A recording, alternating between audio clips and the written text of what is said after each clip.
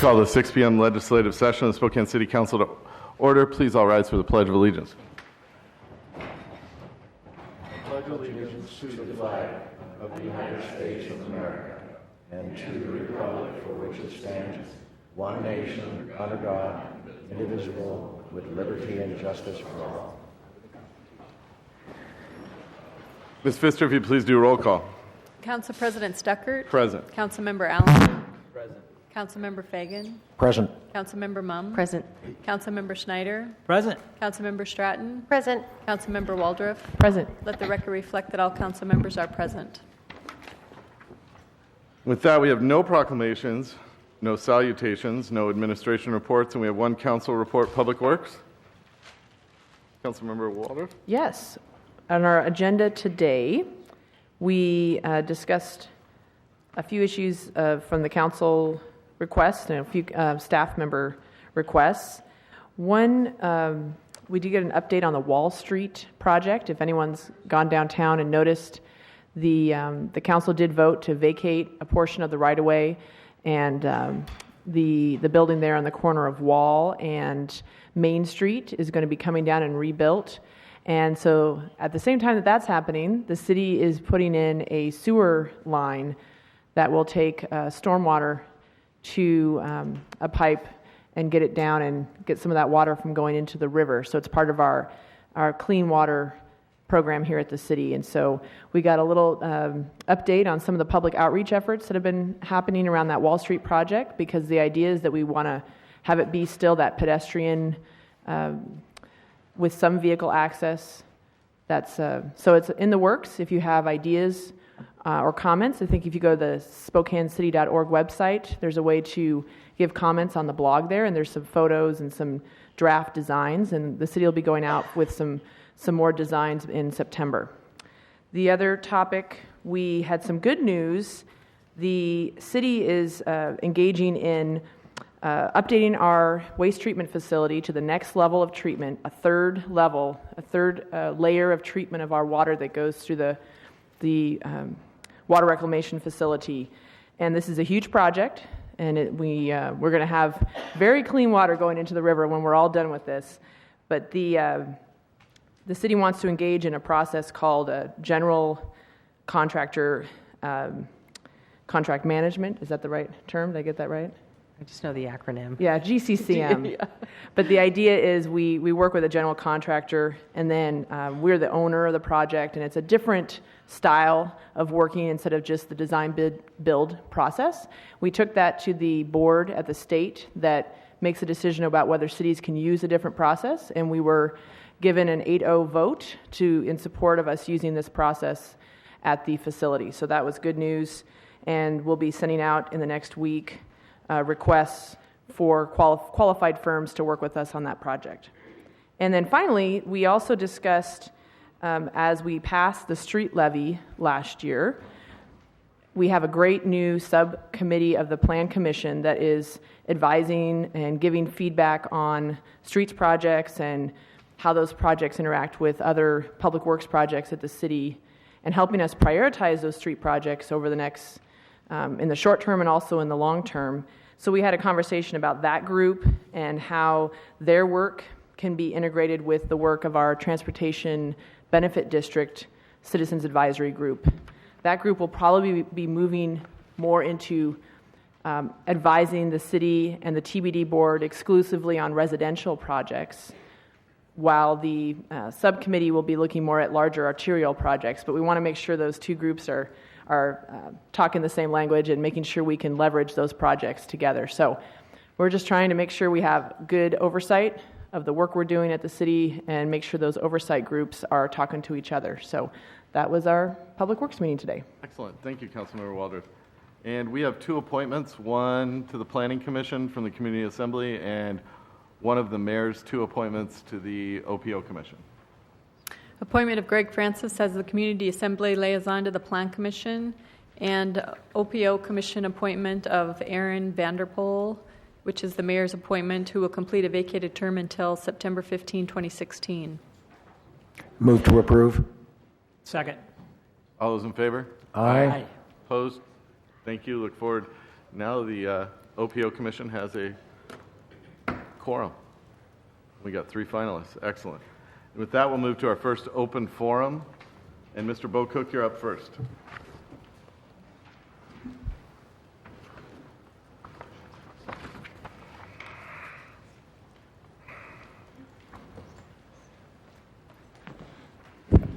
I want to speak a little bit about my friend Daniel Powell. He was arrested for the sit and lie down ordinance and transit shelter ordinance violation. Well, here's the good news about that. The prosecution dropped the charges because, well, he was exercising his constitutional rights. Now, it comes down to this, is that if they're exercising their constitutional rights, it's an exception in the sit and lie down ordinance. They should leave him alone. They should just leave him alone. But nope, they went and ticketed this guy and arrested him. Now he probably has grounds for a lawsuit. And I wish him luck on that. But I'm still saying that you should be looking at this law very carefully because there's too many homeless people still being targeted on it. And I still think it should be just eliminated completely. There's other ways to deal with people instead of arresting them because when a person holds a sign, as soon as they hold a sign, that's First Amendment protection. As soon as they start panhandling, asking people for money, that's First Amendment protection. So this law is kind of like messed up. It's been messed up ever since it's been started. Thank you very much. Thank you, Mr. Bo Cook. Alan McDowell?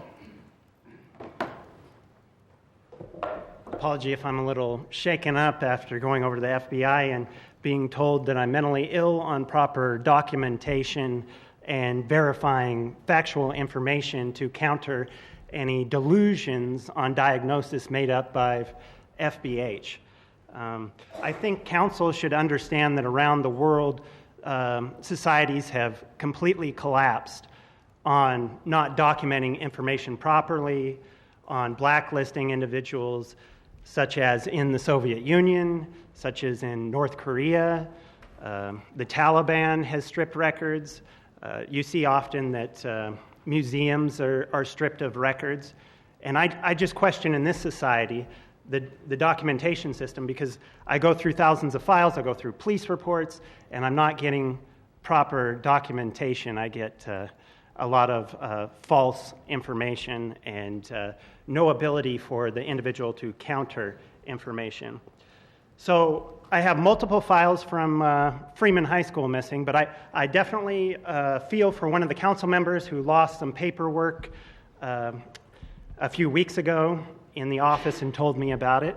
I actually lost 300 files from East Central that I worked on for quite some time that I told you about when I went to East Central with my second speech for City Council.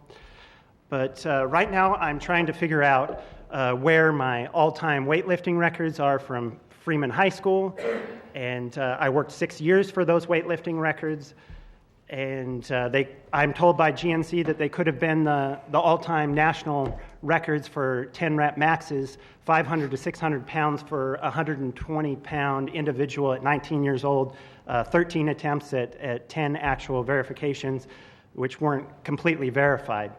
But I got an academic award I don't believe I deserve. It was for health, which I got a C in, and maybe physical education I got maybe a B plus in combined. But now we have a principal that should have been with oversight at Freeman High School today. He was a health instructor back then who should have had oversight over this award. I would rather have my actual records back for any citizens watching today that know people from Freeman School District. I would actually like my weightlifting records back, which could be national records, which I work for, and I've been chemically restrained against will by Frontier Behavioral Health for actually stating that I had those records, and I'm just wondering why Freeman High School took those records down. Thank you for your time. Thank you, Mr. McDowell. Gary Edwards.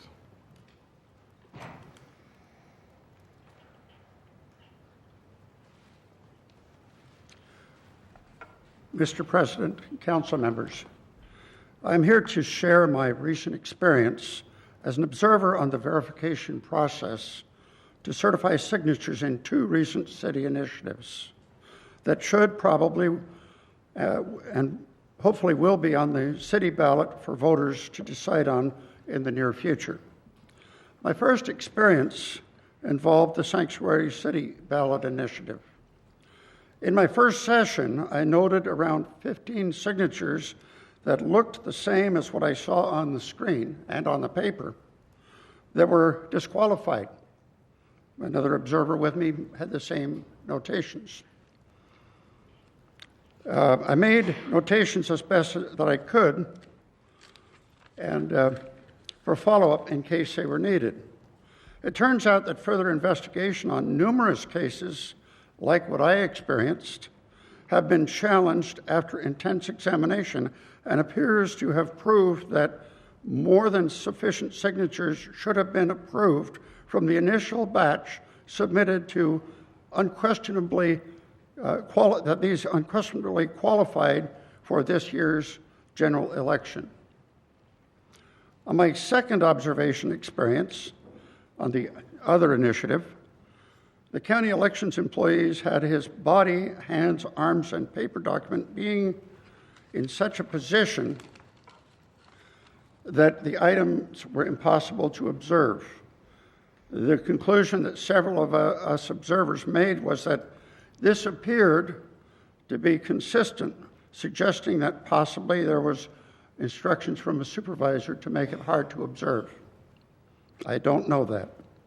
In talking on this with a friend of mine employed with a major local news outlet today, he wondered out loud if any of his ballots in recent years were disqualified because of his aging signature. Spokane, as we are now learning, is only one of 260 some odd cities in our nation that have decided to become sanctuaries for illegal immigrants from all over the world. It appears that all of these cities, incidentally, are controlled by a Democrat majority. Today's news, there was an article on Virginia, which, after lengthy details, suggested that this state, because of federal immigration policies and green card policies, is probably already permanently in the blue column, i.e. Democrat.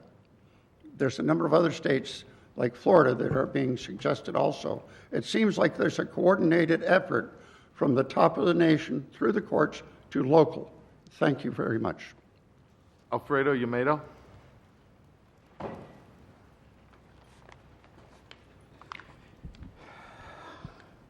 Council President, members of the council, recent events have divided our city.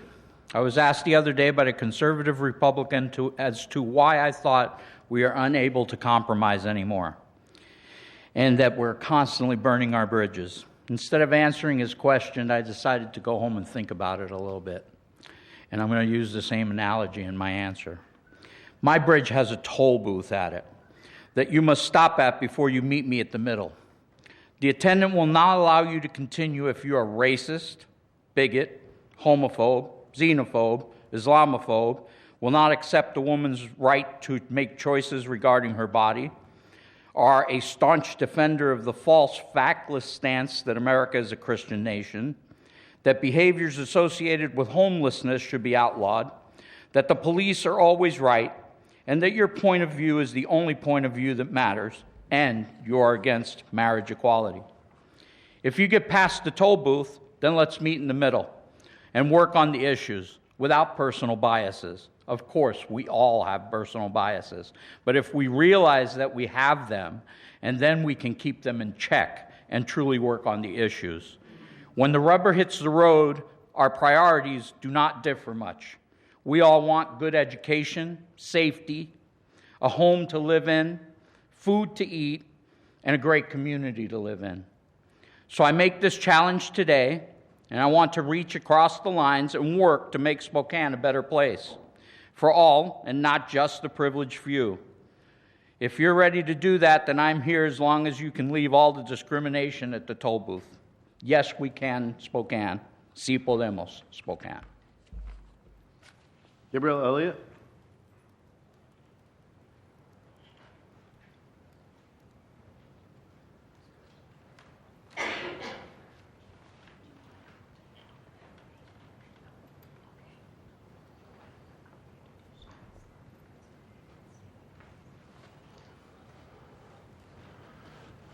Greetings, Spokane, our city council.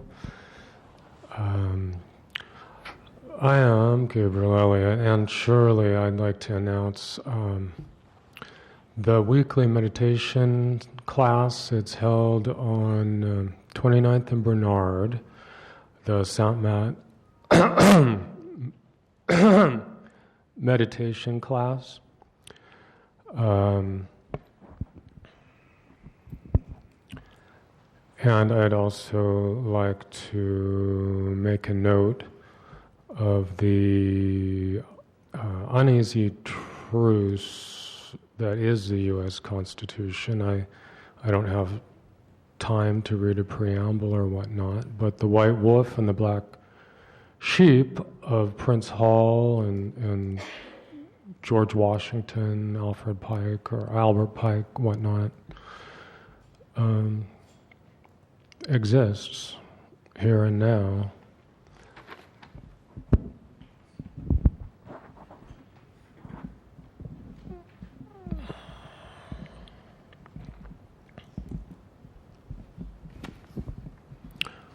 And so thank you for your time.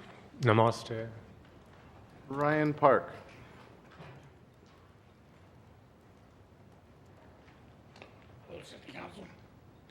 I'm here to talk about enforcement. Basically, at this point, we need officers out or a special department of some kind that's out, basically guaranteeing the rights of those who are actually following the laws of the state and the city. Therein, like Uber, Lyft, taxi cabs, the parking enforcement. Parking enforcement is not even out past 7 o'clock. We have taxi cab zones all over the city that are completely blocked all the time by citizens who are just out drinking, doing whatever.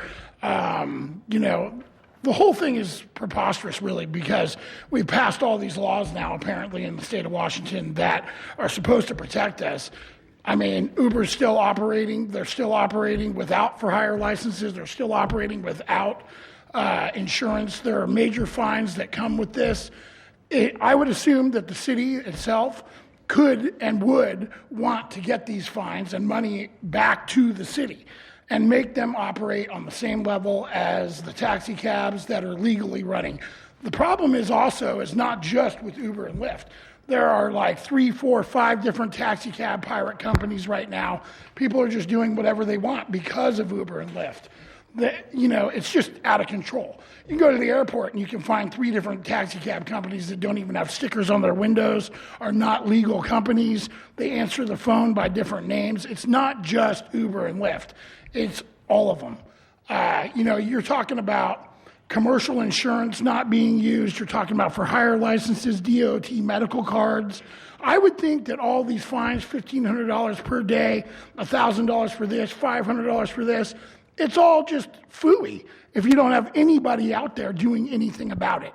I've talked to officers on the beat. I point out vehicles that are constantly in violation of this and that. I have video pictures of different taxi cabs and Uber, both breaking all of the laws, and there's nobody out there doing anything about it. So I don't understand. Where does it stop? What laws are enforceable laws and what laws aren't? Mr. Boomer?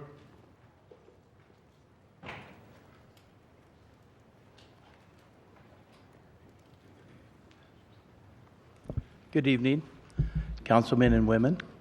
I am also here from the taxi industry, and I would like to talk about the enforcement. That's what we thought we would talk about them. And truthfully, there is none.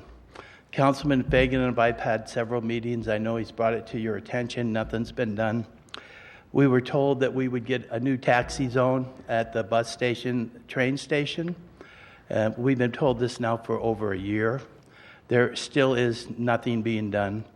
We go in to park to pick up our clients or to wait to pick somebody up off the buses or the trains, and there's private people parked in all the spots that we usually sit. I've noticed that the city of Spokane didn't have any problem with moving the parking meters out another 3 blocks, but to give us a simple taxi stand so that we can take care of the people that are in the city that need a cab, you won't do anything. So I find that a little bit insulting.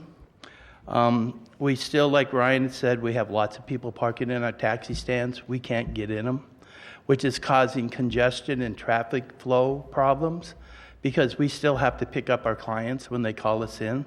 So we're having to double park while there's somebody that's in a bar drinking in our cab stand, and then they come out and get in their car and they drive home. I don't think that's real safe for the city. And then I'd also like to bring to your attention, I had a nice conversation with the Department of Licensing in Olympia today, the specialty licensing department, and they said that all these people that are operating without cab license, it's a $1,000 a day fine. They must register their vehicles with the state of Washington, which costs them $55. I mentioned this to you before. They must have commercial insurance that covers them at the whole time where they are operating that vehicle, not when they're just picking up. That dead time, they have to have it. And they also have to have a UBI number, and that's federal. You have to be able to report your taxes and your income. If you don't have a UBI number, you're not paying your taxes. And taxes is how we run this city. It's a sorry state, but it's what we have to do. So that's kind of what I wanted to bring to your attention tonight, because I know there's some consideration. But we really need enforcement. That's what the police department is for. They have their little blue suits and guns. They can do it. They would give you a ticket if you didn't have your tabs on your car. Why can't they give a taxi a ticket for not having your sticker in the back window? And I thank you very much for your time tonight. Thank you, Mr. Boomer. Stephanie Cates?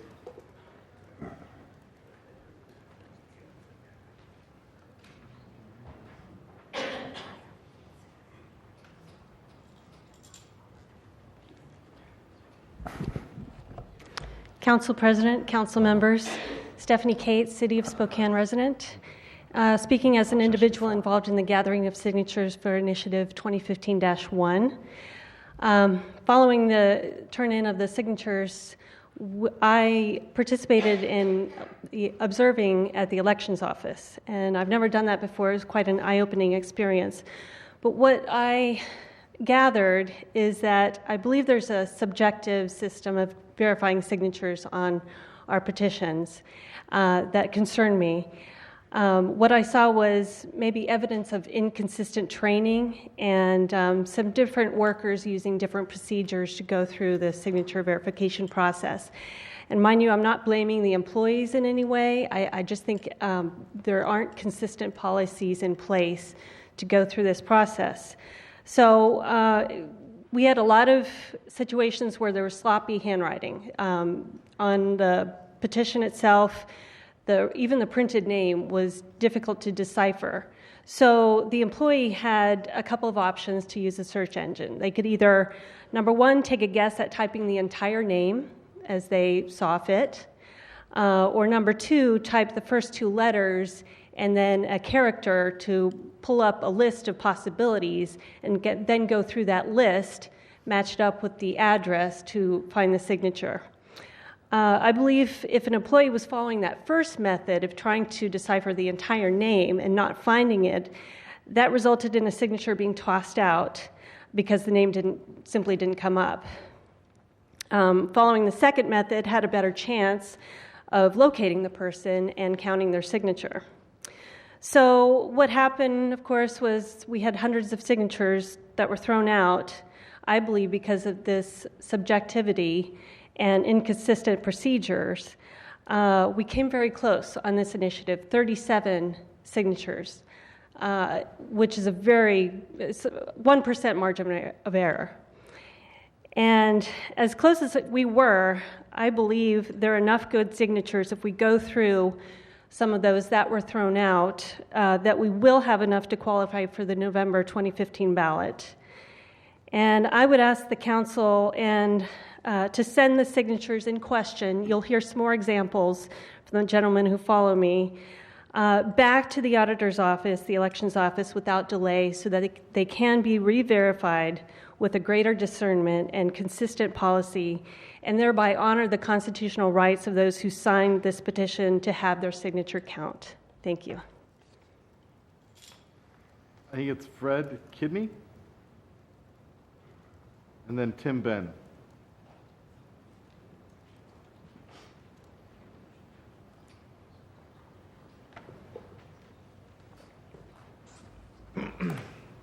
Council President, council members. My name is Fred Kidney, and I have the public disclosure on that Sir, can you petition. speak into the mic? Otherwise, the folks at home won't be able to hear you. I have the public disclosure on that petition. Myself and my team went through each one of the signatures on the not registered category, and you'll find on 11 pages there that we found 54 anomalies that weren't correct.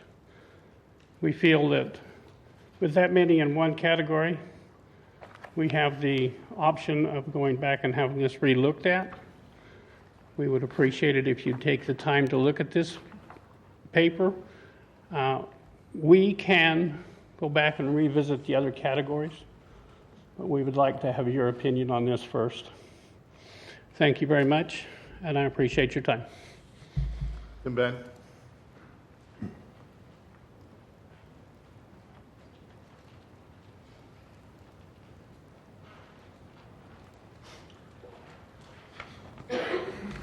Thanks for your time, Council, Mr. President. So you were just handed a document. This document came from the auditor's office. I was asked by volunteers to help with the process. And before signatures were even initially turned in, the auditor's office was asked what the normal rate of rejected signatures were. They told us between 20 and 30%. So what the volunteers did was they got their own list from the auditor's office of registered voters in the city of Spokane. So when they turned in the initial signatures, they already knew that they had enough registered voters who had signed. The only thing was that some get thrown out because of a signature problem. So what they did was make sure they had several hundred more than they needed. So what ended up happening was 31% got rejected. And that's the 1% they're off. So this document, if you would please turn to page 7, the column on the left is how the auditor entered the name on page 7. I'll give you a moment to get there.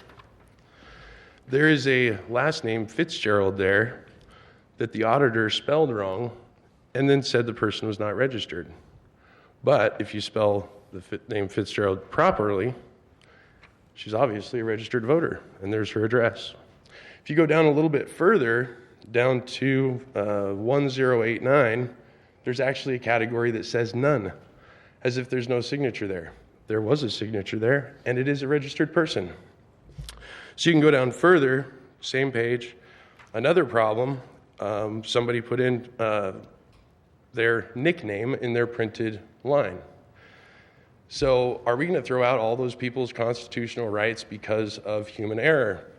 This exact document that you have in front of you, it was given to the auditor today, and we discussed these errors. What the auditor, the city's contractor to verify these signatures, told us is that there is human error. So they feel that this could be gone through and they could find those 37. Thank you. Councilman Fagan.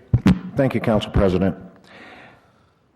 In light of some of the information that's come forward here, including the document that's being provided, couple that with the fact that I did have occasion to sit down in a meeting with Mr. Kidney, Mr. Ben, and Mike Piccolo this afternoon to discuss some of the inconsistencies that we did see.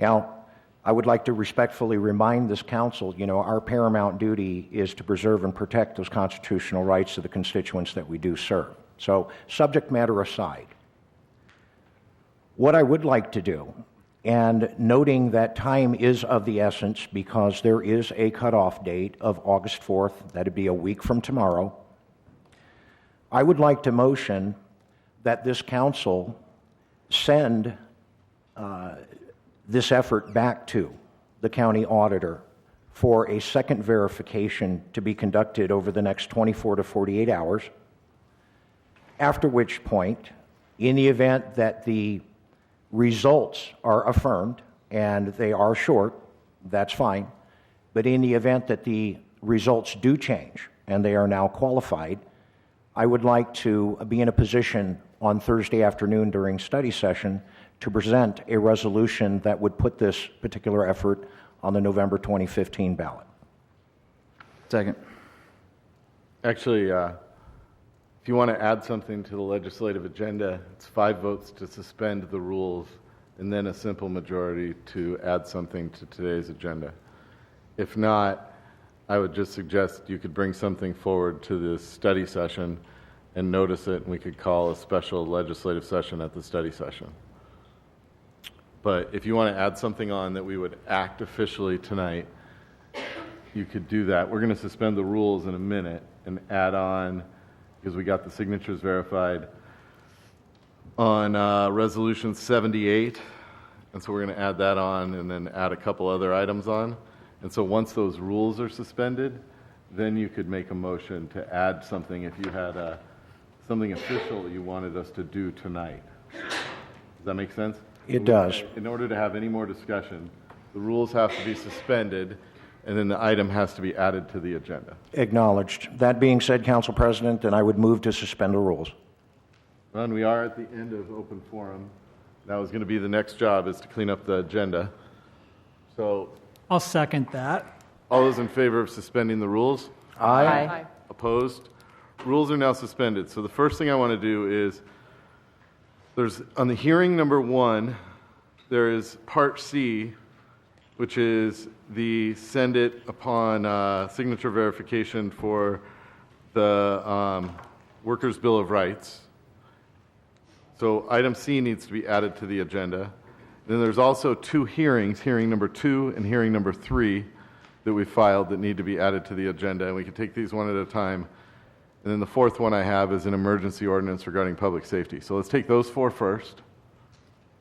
So do I have a motion to add hearing item number 1, hearing 1C, which is request the special election on November 3rd in conjunction with the general election to submit the Workers' Bill of Rights?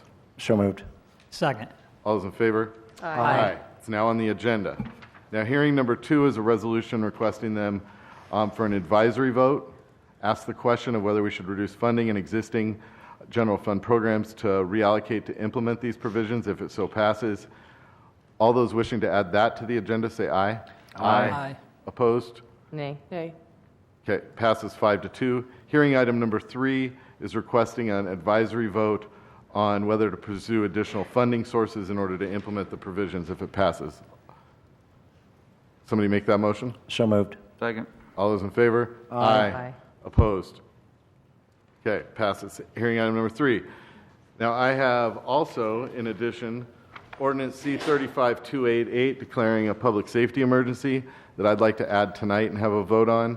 I will give the details. I can brief this in a second, but I want to get all the agenda items taken care of first. So I need a motion to add Emergency Ordinance C-35-288 to the agenda. So moved. Second. All those in favor? Aye. Opposed? Now, Councilman Fagan, did you have something you'd like added to the agenda so that we can formally discuss it tonight? Or did you want to wait until Thursday and bring forward a resolution? And I just don't know if we voted on something and say you got 4 votes on this to send it back to the auditor. Is Thursday going to be in time? 'Cause you could make a simple motion, I think, and add it to the agenda tonight that we send it back to the auditor, and then we could have that discussion.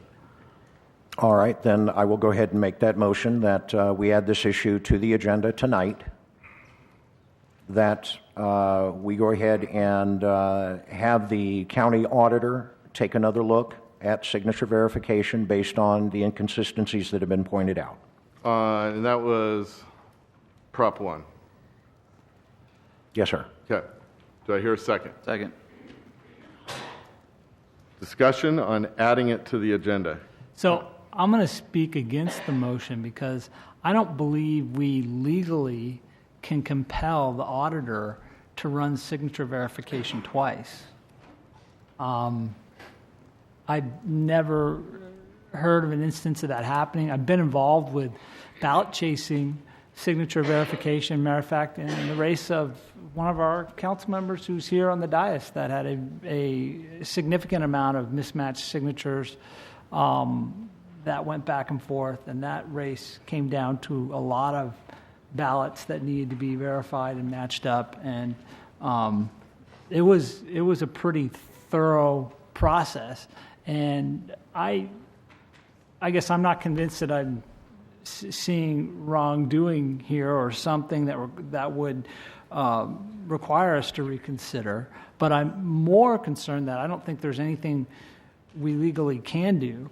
So I guess the reason I'm arguing against the motion is instead of voting on something that may well be meaningless tonight, my suggestion, Councilmember Fagan, is to find out with Mr. McClatchy in the auditor's office if there is, in fact, anything we can do, if there's some sort of signature verification appeal or whatnot. Otherwise, I don't think it's really worth the time to spend on it tonight. Understood and duly noted. Well, I can tell you that, and all due respect to Mr. McClatchy, that there was a meeting this afternoon with Mike Piccolo upstairs on the 5th floor where this particular discussion did ensue. And without putting words into Mr. Piccolo's mouth, he did agree that this would be a reasonable request, one that we can engage in through simple majority instructing Terry Pfister to reach out to the county auditor to ask for a second look at the signature verification as a result of inconsistencies. Okay. Councilmember Mumm. Did he speak at all to whether the cost would be borne by the City of Spokane taxpayers to do this, or? Yes, that is correct, but in his opinion, the cost, in his opinion, was very minimal. Did he say how much? No. Okay. Councilmember Stratton and then Councilmember Out. So are we talking a recount of all of the signatures or just the ones in question? Just the signatures that are in question. And that's and again, it's based upon the inconsistencies, the lack of an apparent process and procedure at the county auditor's office, which was apparently verified by Mr. Ben this afternoon. And that's about what, 35 or 40 signatures? Currently, the proponents of that initiative are short by 37 signatures. The sheet that was issued to us does outline in detail at least 50. Well, if we had the signatures, we could verify that, right? I don't have the signatures in front of me, nor can I see the actual sheet. It's a typed sheet that we found somebody that matched the address of the name, right? Sure. Yeah, so it's not. So I guess my question is the final review, so all the signatures were verified, they were 114 short, and then they did the final review where the number went down to 37. My understanding is during the final review, they reviewed all the ones that had failed to match. And so we're going to triple check the work now, is what we're saying? I am unaware. Okay, because Adam, my executive assistant, was there for the full 2 days, and the way he explained it to me was the signatures all get verified, and then they do a final review, which means they take all the stack of the failed signatures and re-verify them. And so they were failing out. And so I'm disinclined to vote to go send them back for a third count on the failed. Councilman Allen. I will actually speak in favor of the motion. I have actually no qualms with the auditor's office, but I think the case made actually in this document does have some merit, and if we have to make a formal request just to make sure no one's disenfranchised, it's a pretty simple request, as opposed to, I'd rather fail on the side of trying to make sure that they're franchised as opposed to just dumping it and disenfranchising them. So it's a simple request. It will probably take less than 2 or 3 hours, I'm guessing, to do it. And I think it's very reasonable, especially given the closeness of where the votes ended up on it, or the signatures ended up. Hearing nothing more, all those in favor of adding the resolution request to send it back to the auditor, say aye. Aye. Opposed? Nay. Nay. Okay, so now it's on the agenda. So now we're going to go down the agenda. So it's on the agenda, which we're going to have the same conversation again. So there are no emergency budget ordinances. We just added ordinance C-35-288. Ms. Pfister, would you please read that into the record? Now we read this in its entirety.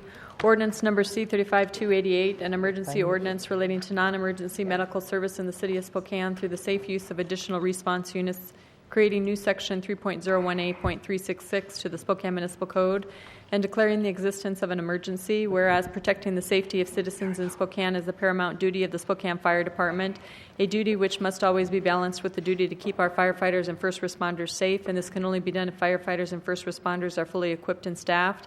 And whereas non-emergency medical calls in the city of Spokane are the fastest growing type of response requested at the Spokane Fire Department. For example, from 1995 to 2012, our structure working fire responses decreased by 27%.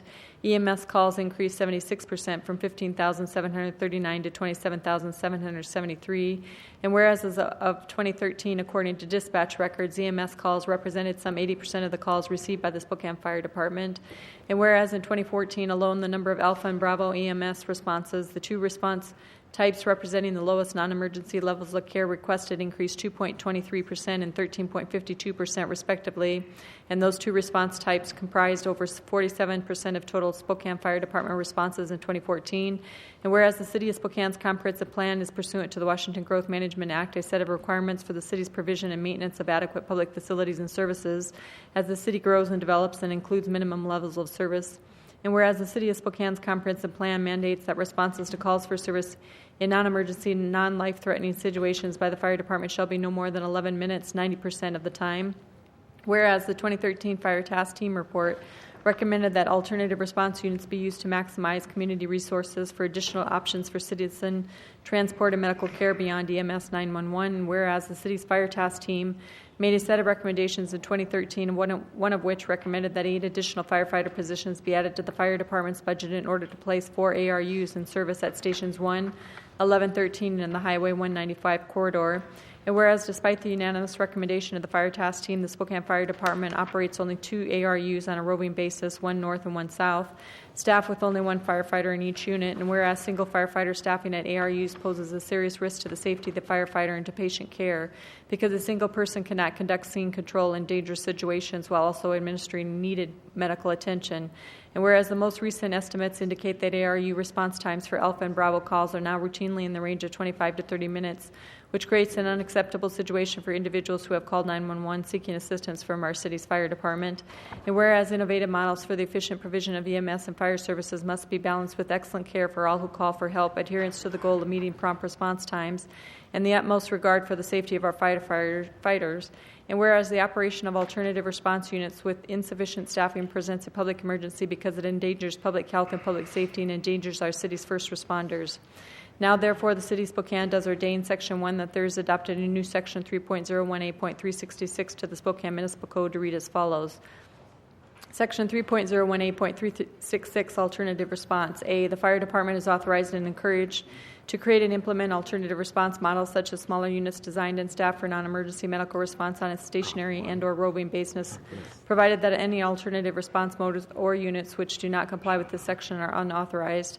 B, regardless of the modes chosen and implemented for alternative EMS response units by the fire department's alternative response program shall at all times adhere to the following minimum standards. 1, at least 2 firefighters shall be assigned to each EMS alternative response unit regardless of the type, size, description, or mode of such response unit. And 2, the average time within which EMS units, including any type of alternative response units, shall respond to non-emergency calls within the City of Spokane shall be no more than 11 minutes, 90% of the time. C, the fire department may create and maintain pilot programs of various forms of innovative alternative response unit as needed to comply with this section in an effort to provide efficient, effective EMS response which provides excellent patient care, safeguards firefighter safety, and results in prompt response times, provided that the program at all times complies with the minimum requirements stated in this section. D, the actual response times for all EMS units, including any types of alternative response units, shall be included in the usual course of reporting from the fire department to the City Council. Section 2, the City Council finds that a public emergency of community-wide concern exists which warrants the adoption of this ordinance as an emergency ordinance for the protection of the public health and public safety pursuant to Spokane City Charter, Section 16D and 19A1. Section 3, this ordinance shall be effective immediately upon passage pursuant to Section 16D and 19A1 of the Spokane City Charter. So the reason I've added this to the agenda tonight is really it's a timing issue. Councilman Snyder and Councilmember Stratton and I have been having meetings with ARU drivers. And so ARUs are the smaller vehicles that respond instead of the big fire trucks. And that makes sense, but we're sending 1 unit ARU units. And so in my conversations with 4 different ARU units, I've been collecting stories. And after hearing these stories, I couldn't not act. And so I'll tell those stories in a second. But we dropped the ordinance last Wednesday. But 6 hours later, it was told to me that we were restarting the program because it has been suspended for a while. And so if this was going to wait, it would have waited and had a final reading on August 17th, putting, in my opinion, citizens and firefighters at risk. And so employee number 1 is in an ARU and gets a call downtown. Someone picked a scab is the call, and they're bleeding. So we need to send a unit. So we send an ARU unit. But we send the closest ARU, not the closest response, so it takes 10 minutes to arrive. Station number 1 and station number 4 were closer than the alternative response unit. The gentleman had picked a scab attached to the fistula. If you don't know, the fistula is literally a hollow tube connecting two spaces. Lots of different reasons happen for this condition. In this circumstance, the space was between his heart and the scab on his arm that terminated the tube, hence sealing the tube until he picked it. The fistula was a direct line to the heart. Thus, the one ARU driver had to provide ALS, advanced life support, without proper equipment, and while he's providing life support, he had to call like this on his manually call while he's got a tourniquet and the gentleman is bleeding out, and then other people arrived and had to help him out of the situation. But if we think that's good service to our citizens, that you're bleeding out, takes 10 minutes to arrive, and it's one person that has to set a tourniquet and call for backup like this, I don't believe so. Employee number 2, the ARU is dispatched from Station 13 to the Thorpe area, takes 18 minutes to arrive, and the simple fall, that's what it was called on the call, was actually a skull fracture. We are lucky that the ambulance arrived and that they took the fall to the hospital. Employee number 2, his alternative response unit was called to an accident 2 blocks from Station 16, 2 blocks. As he pulled up, 12 minutes later, the man was waiting on the porch wondering why firefighters at Station 16, which is 2 blocks away, that he could see from his porch, were washing their car in the driveway and not responding to his call. Employee number 3, he got charged at one scene. He had to call a code 99, which is for backup. Luckily, some other neighbors came and confronted the violent gentleman. Supervisors stated to him that if he should find himself in a situation, he should just leave. So we should be sending individual employees, and if they turn violent, we should just leave the neighbors to deal with the violent gentleman. There have been 3 instances in the last year where dead on arrivals, DOAs, and the single-person ARUs found circumstances to be suspicious enough that they feared for their safety. No one should be entering a potential murder scene by themselves. And finally, employee number 3, a call comes from out by Albee. The alternative response unit is dispatched from downtown. It takes 16 minutes to arrive, yet Station 16 was 3 to 5 minutes away from the home. The call was from a lady who fell in her bathroom. The ARU driver, when he arrives, is at the door talking to the family, obtaining patient history and the nature of the incident for 3 to 4 minutes. Once he enters the bathroom, the lady has fallen again and is not breathing. The family actually had to go get the equipment from the truck. Meanwhile, the ARU driver had to call for the ALS and monitor and an ambulance. If we had dispatched somebody that was 3 to 5 minutes away, or if we had 2 people, this might not have happened. The lady was not breathing and passed away. That's why I'm bringing it up and why I think it's a public safety issue and why we should pass this as an emergency ordinance this evening. With that, I'll open it up. I see Chief Williams is here, and I see if anybody else, just raise your hand or come forward. Randy Marler and Dave Kovach. Chief, did you want to say anything? I'll let him go first. Okay. You two can come up.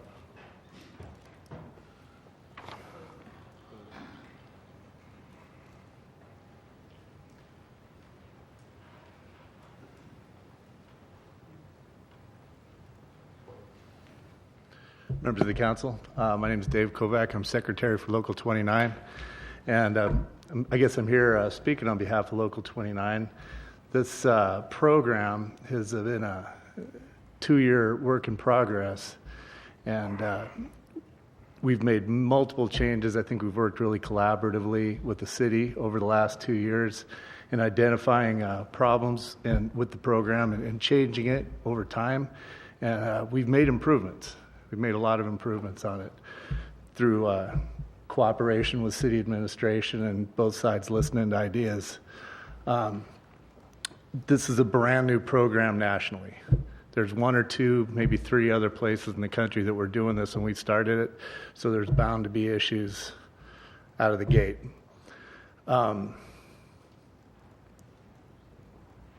The newest iteration of the program that's starting next week does identify many of the problems that Mr. Stuckert, President Stuckert, addressed. I guess it still is what it is, though. It's a single person with a 20-minute response going on a call, and it has no room for error. Our dispatchers are excellent. They're wonderful professionals, but they're only as good as the information they're given. And we're often, probably daily, going on situations in which the dispatcher is given completely different information than what is actually found on scene. And in the case of a one-person ARU, with a 20-minute response time, if that information happens to give it a low priority and it turns out to be a high priority, there's no room for error. If that person happens to be combative, there's no room for error. So I guess, we can work to change this program in terms of the kinds of calls that we go on and the number of calls we go on and where they're placed in the city. But in the end of the day, it's still a single person with a 20-minute response time that's going by other stations to get to these calls. So I'll be open to any questions. Can I ask a question? A single person in an ARU for how many hours? How long's a shift? They work 10-hour shifts. Can I ask a question? Councilmember Waldo. So is the issue of the type of vehicle not at issue? It's really the response time and the number of people staffing the vehicle? It's not the type of vehicle. Okay.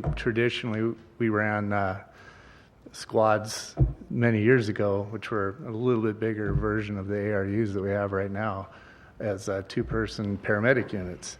So it's not the type of vehicle. It's the single person response that, like I said, we've worked to improve it over the years with the city, but that margin for error just doesn't seem to exist. Thank you. Councilmember Munn.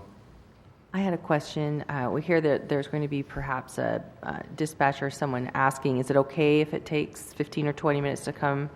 And do you think that that's really something that patients should be assessing, from the field? What's your professional opinion on that? Again, the dispatch is only as good as the information they're given. Maybe the person's a drive-by cell phone caller. They don't care whether they show up in 5, 10, 15, or 20 minutes. They're halfway down the block already. Or, there could be any number of reasons why that person says, yeah, 20 minutes is fine, but perhaps it's not fine to the person having the emergency. Good point. Thanks, Mr. Kovach. Randy Marler.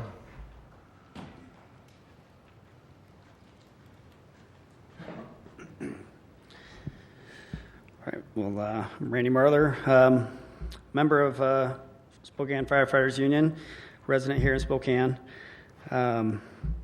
So, kind of what Dave said, this one-person ARU program, it's been an interesting concept. It did allow for great collaboration between our fire administration and our union, and I think throughout the process, both sides were very flexible in trying to create a program that would work. Unfortunately, as the call volume increased for these units, we were seeing more and more instances of situations where patient care was an issue. We weren't able to deliver the type of patient care that we traditionally have when we have more people to render care. And then also the personal safety for the responders. I've been a professional firefighter for 15 years. And I think in that time, not just here in Spokane, but anybody that has any time working on the streets, I think, could tell you that in our industry, we don't ever know what we're going to. It's just very common. Like Dave said, you're only as good as the information you're given by dispatch. I think some of the most critical calls we go on are calls that come in sounding like the low acuity, low priority calls. As a percentage, it's probably a low percentage, but it happens, all the time. And vice versa. Some of the calls that sound very critical end up being kind of low priority calls. So what you end up with is, with this one person unit, is a bit of rolling the dice with patient care. Is the information we're given accurate? And is it going to be okay for one person to render that, to be there? Because one person isn't enough to render quality patient care. You listed several of the specific calls that we'd been on, and I think about my family, my friends, my loved ones, just like many of yours, live here in Spokane. When they call 911, if they're calling 911, they've discerned that it's some type of emergency. And I'd hate for my loved ones to have to know the right words to get the right response to their door. And one person just isn't adequate. If I could answer your question for Dave, if changing that time or asking if that's okay, in one of the circumstances that President Stuckard mentioned with the family that had called and that met one of our members at the door, they were giving him information. They probably thought 20 minutes was fine. It wasn't. Thank you, Mr. Marley. I had Chief Williams and then Mr. Brookbank. Good evening. Thanks, Council President, Council, for the opportunity to speak. First off, I'm extremely disappointed that this was placed on the Council agenda tonight without any advance notice or opportunity to provide feedback or input. It's sad that I found out about this at 5 p.m. tonight from the news media when they called me and asked for a comment. Council has asked for data about the ARU program, and it's on the Public Safety Council agenda to be discussed at the August meeting. We ask for that because it's a lot of information to be gathered. Mr. Snyder, who's the chair of the Public Safety Committee, agreed to that, and that's what we were planning to do. And we would certainly urge the council, before you take any action, to see that information and have a chance to analyze that information. I would like to also reiterate that the council has a memorandum of understanding with Local 29 that controls this matter. It's a legal document under Washington state law. It addresses and guides the operations.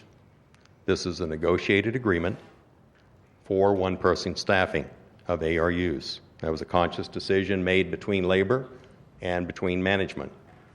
Everybody knew up front, and as has been alluded to by both of the representatives of Local 29, was discussed thoroughly and cooperatively between the parties. And this agreement is in place through the period of the SAFER grant, which is anticipated to be until the middle of 2017.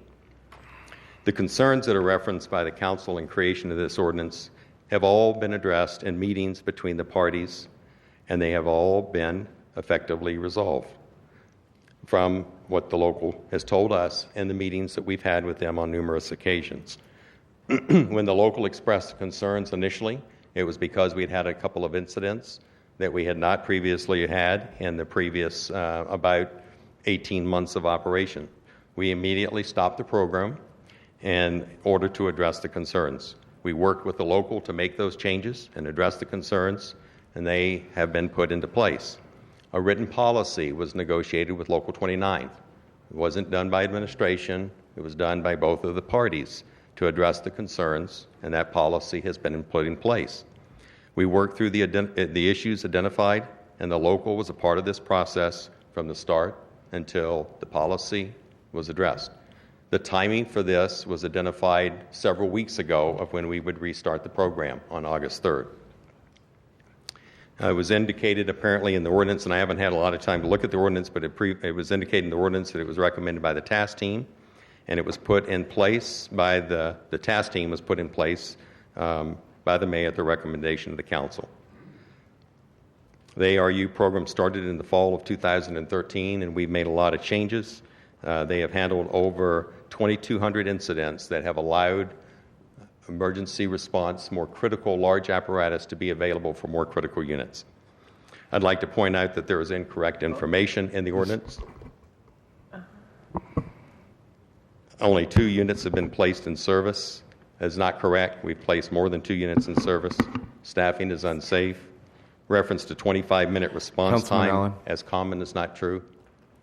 Council President, can I get some clarification on why the chief cannot speak to this more than the 3 minutes, considering this is a staff issue and it affects a very important policy for the city? Go. So I just want to know what the clarification is. Can he continue or can Usually it's the sponsor of an ordinance, not somebody that's coming up telling us it's horrible. But I'll give him a few more minutes. But it's still, again, a very important staff issue that I think does warrant the dialogue from the chief. I know, that's why I asked for data on June 15th. But And the I was not aware of authorization that. to give that data in August was authorized by the chair of the Public Safety Committee. Got 2 minutes. There are being references made about specific incidents. To my knowledge, no information specifically about those incidents has been requested, nor has anybody asked to speak to our medical director who reviews all of those incidents. As been alluded to, the dispatch of incidents occurs is based on the information provided by the callers. That's the same to police, it's the same to fire, it's the same to any 911 call.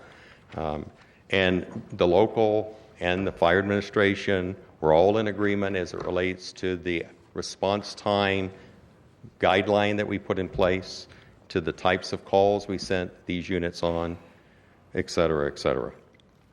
So we think the program is a good program. It's provided benefits to the citizens. It's done what it said it would do to try to keep large units available for more critical calls. We continue, as it was alluded to by Local 29 members, to modify the program based on our experiences, and we'll continue to do that.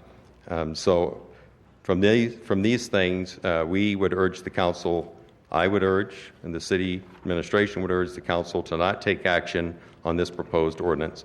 I would urge you to review the data that will be presented at the August public safety meeting, and I'd be glad to answer any questions that you have. Councilman Fagan? Chief, is this going to trigger a change in working conditions? You mean this action? Yes.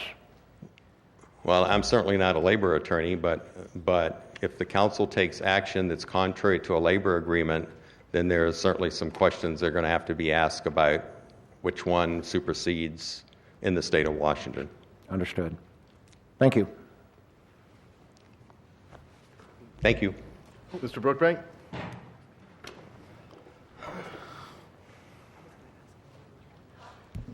I'm David Brookbank from Spokane Socialist Alternative. Public safety. Keyword is public. Public safety, public health, public education, public transportation, public space.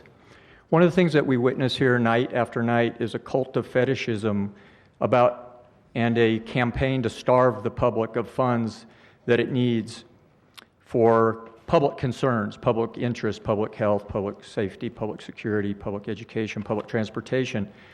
Two of the principal advocates of that fetishism are George McGrath and Mark Richard, who are both here tonight, predictably. And there's a whole industry of paid lobbyists, people that are at your doors constantly when the rest of us are working real jobs. There's the Faganite faction that would cut every cent possible from roads, while at the same time advocating that money go to corporate interests, the same corporate interests that in this country basically took $23 trillion from the public in the course of bailouts and schemes to, while the rest of us lost our houses and our jobs, to bail themselves out. So, for example, we have Mr. Richard and that circle in the Spokane Business Journal saying that, well, they'll fix the public education process in Spokane. They actually have a goal to raise GPAs. Well, we have a system of education in this country that most of you were raised in. I think a few of you were raised in Catholic schools. But basically, it's the same harping over and over. People in our community, members of the public, are going to need to be here as often as the organized factions and the high-paid lobbyists to advocate for our own concerns. The politicians really aren't going to do it. Unfortunately, we have politicians here who receive the endorsements of the Home Builders Association and other groups. We don't have those types of organizations ourselves to give people these pats on the back and this money that is channeled through these areas. Really what we need to do is tax these large corporate interests. We need to tax them so that they become responsible citizens rather than just showing up in the public's house here and harping over and over again about the cost to the public. We're talking about saving people's lives, yet we have starved public agencies and agencies that respond to public needs. The same with our schools. We can't fund our schools adequately. We have roads that are atrocious. We have sidewalks that people can kill themselves on. But we have people who are going to come up here tonight on other issues and claim that there should be no money going to anything that's in the public domain. So I would say again that really we need to tax the rich rather than starve the rest of us. That will go to council commentary on ordinance C-35-288. Anybody? Councilman Stratton and then Councilman Allen. So first, I have a question, and you can correct me if I'm wrong. Can I ask Chief Williams a question? Yeah, yes. So Council President Stuckert and myself met with the mayor.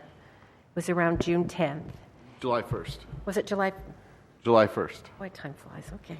July 1st. And what the mayor had said to us was that he had suspended the ARU program. Is that correct? Yes. Am I saying that correctly? So at that point, he had said that he had suspended the program. So has the program was it suspended, or is it still suspended, or is it not suspended? Yes, ma'am.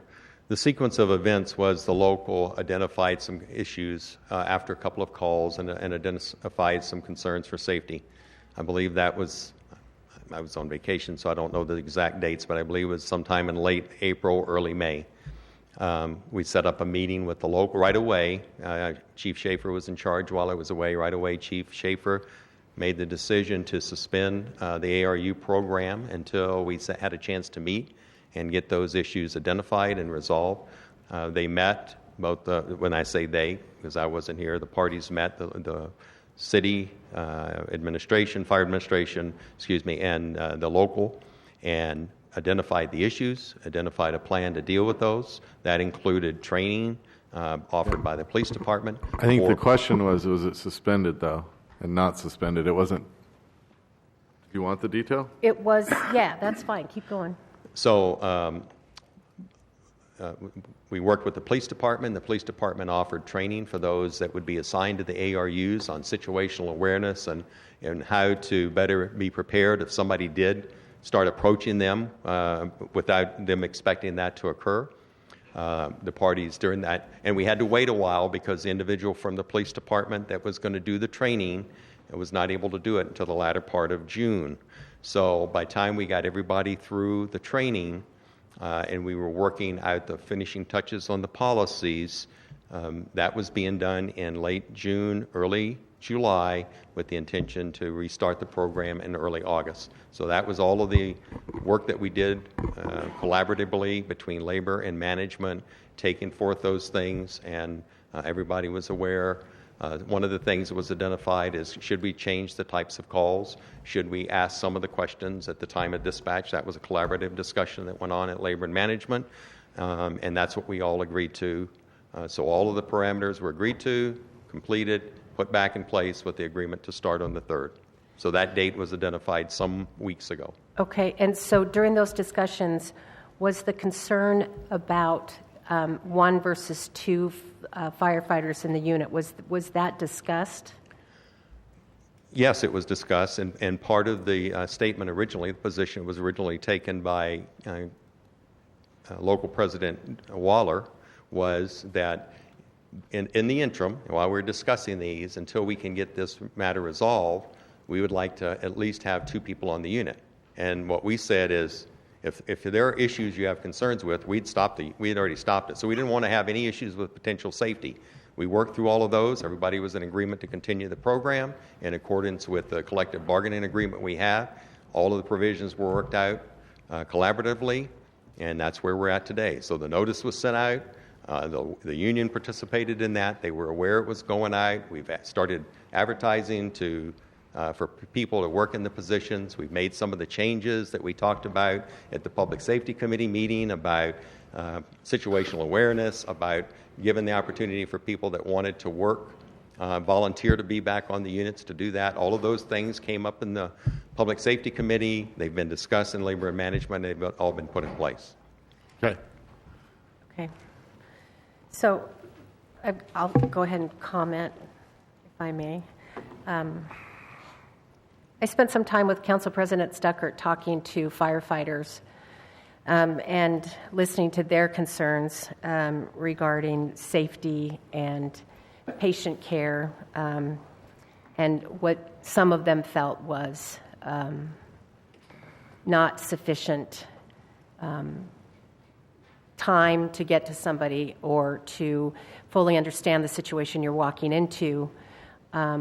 And that one point when you realize you need more help than just you when you're responding or you're trying to help somebody.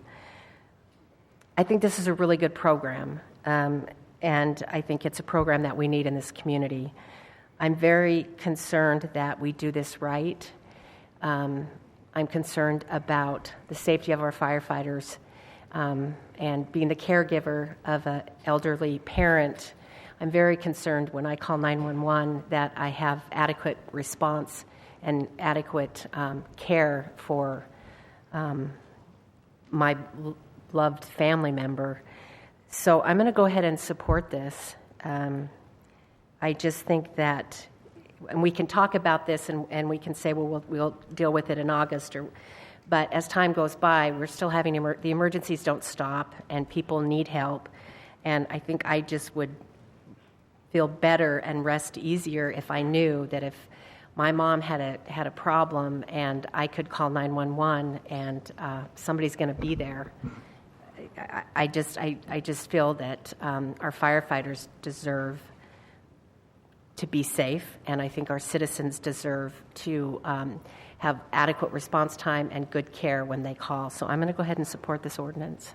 Thank you. Councilman Allen, you're next. Thank you, Council President, and thank you for giving the Chief a few more minutes to discuss the issue. You know, to me, I'm kind of disappointed because this thing is just totally a failure to communicate between the administration and council and the department. And rather than, acting like adults and getting into the room and finding a solution, everyone runs to their entrenched positions and stands there and points fingers at the other party. I don't support that. I agree that there are some concerns that have been raised here that I'd never heard before tonight. Didn't see this till this evening. But I also understand there's been some good things that have came out of the ARU program as well.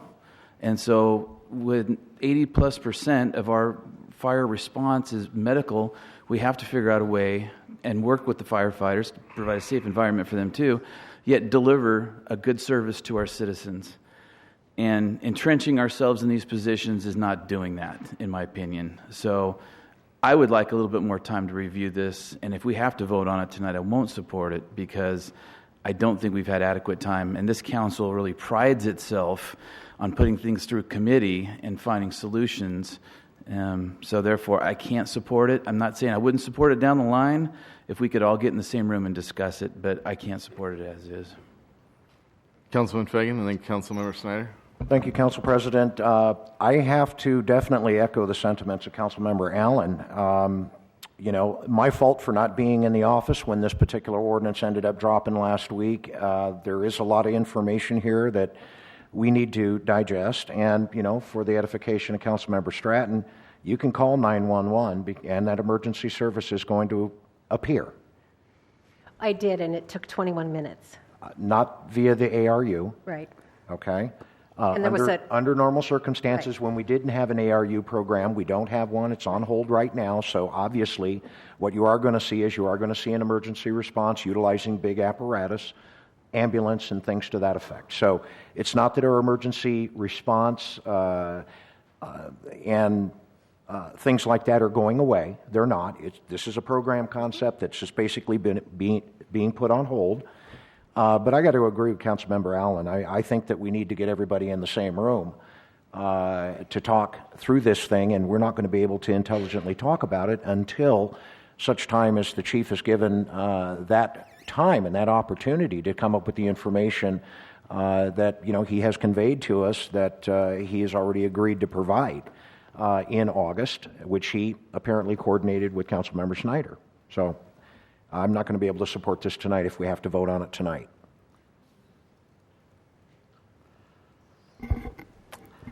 All right, so, boy, I'm frustrated. This is a frustrating situation. I think I've said it before, I'll say it again. One thing that typifies this council is that this entire council is really interested, even though we may philosophically differ on what's the best way to make our city better, we're always interested in trying something like a pilot program in the hopes that a new idea will achieve improvements. We've been pretty consistent about doing pilot programs as a city. We've done them in everything from ARUs, which, in case you don't know that acronym, it's Alternative Response Units, to neighborhood parking requirements. And the pattern is pretty similar. We come up with a need, we see a problem, we find a possible solution, and then we implement it, and then we evaluate. The key is evaluate. I think the mayor and the chief knew this was a council that was interested in pilot programs when they brought the Alternative Response Unit pilot program to us. The problem is the evaluate piece was lacking. We're into this program for some time now, and we have not been provided with the information to properly evaluate it. In fact, in June, council members, several of them, had many different questions about the program and about the information that was being generated outside the program because we hadn't gotten that information from the mayor or the chief.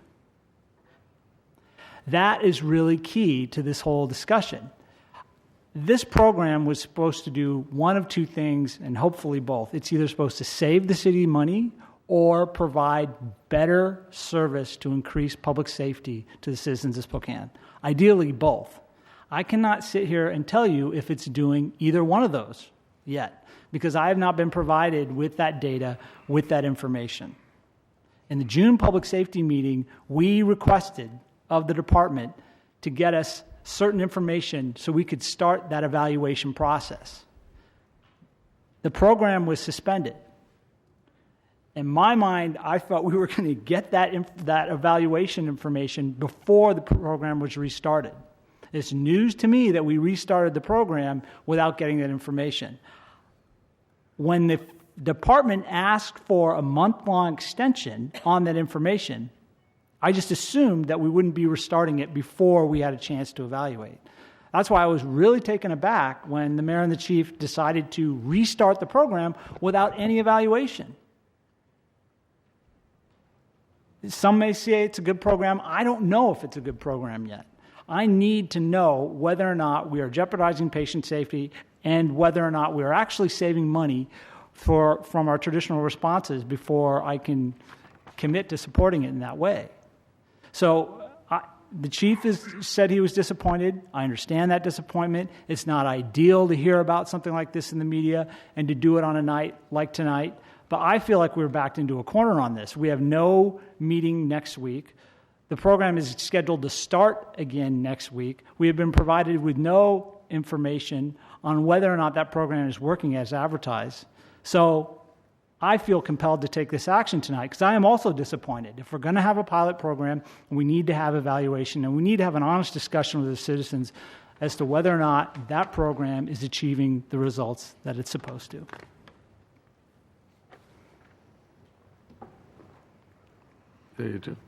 I'll just say something really. So looking at what's in here, this would support that we continue the alternative response units. But with 2 people. But that they have additional firefighter, at least one more staff, and that the average time is, decreased. I guess right now it's around 20 minutes. Is that what I'm hearing? But this would... Between 10 and 20. 10 and 20, and this would keep it closer to the 10, 11-minute response time, which I think seems fairly reasonable. The comp plan. So to me, when I look at this, I hear all the other conversations. This seems reasonable to me. I think that we're finding that originally this whole conversation came about from my perspective around vehicles. And that's why I asked that question earlier this evening. Does it matter that we're using, modified trucks or different types of vehicles? The idea originally with this was we could save money on all that fire apparatus not being taken to all these calls, so we have an alternative vehicle to take to the calls. And so I support that we continue doing that because I think that is a good practice for the city. I guess I'm concerned about the second part of what Councilmember Stratton said, which is the patient care part. It sounds like we're achieving what we wanted to achieve with using alternative vehicles. I'm not sure if we're achieving the patient care piece of it. I want to make sure we're doing everything we can to be responsive to these, any call for emergency assistance. It seems reasonable to me that we would have, 2 firefighters on the vehicle, and it would seem reasonable that we aim for a shorter response time. So I will support it. Excuse me, Council President, point of information. Yes. Just to clarify with Councilmember Walder, if you take a look at DOT 366, Item B, Section 1, not only are we staffing the ARUs now with 2 personnel, but this is going to be done regardless of the type, size, description, or mode of such response unit. So this ordinance is now going to open it up to more than just the current units that we use for ARU. Just wanted to make sure that you were clear on that. Yes. Yeah. Yes. It says any EMS alternative response unit. Yeah. Right. So it doesn't matter if it's a truck or an ambulance type Or a vehicle. motorcycle. Or large apparatus. Right. It's a minimum. They all have to have 2 It's or more. not- Well, maximum. it says an EMS alternative response unit. So it would seem like it would be the alternative to other responses. So. Okay, I'm going to finish this off. On July 1st, Councilmember Stratton and myself met with the mayor for an hour to talk about this issue. And as I got to the third story, he said, "Oh, I know these." And so we had a discussion about this issue, and he immediately agreed that these were serious concerns. And then 3 times in that meeting, he promised to not restart the ARU program. 3 times. Councilmember Stratton and myself, we kept asking him, "Is this what you're saying?" So then I sent him a letter after the meeting and said, "This is what Councilmember Stratton and I confirmed with you 3 times in this meeting," because he heard these concerns and heard these stories, and we had a dialogue and a discussion about it. Then he sent a letter back a week later that said, no, we fixed it all. We had 1 missed dispatch that almost led to somebody dying because of the fistula. It was called a scab being pulled off when the dispatch came. We had a 1-person response that took 16 minutes across town when the fire response could have been within 3 to 5 minutes, and the person died. I hope to open the conversation while keeping the public safe in the meantime. Prayer to vote.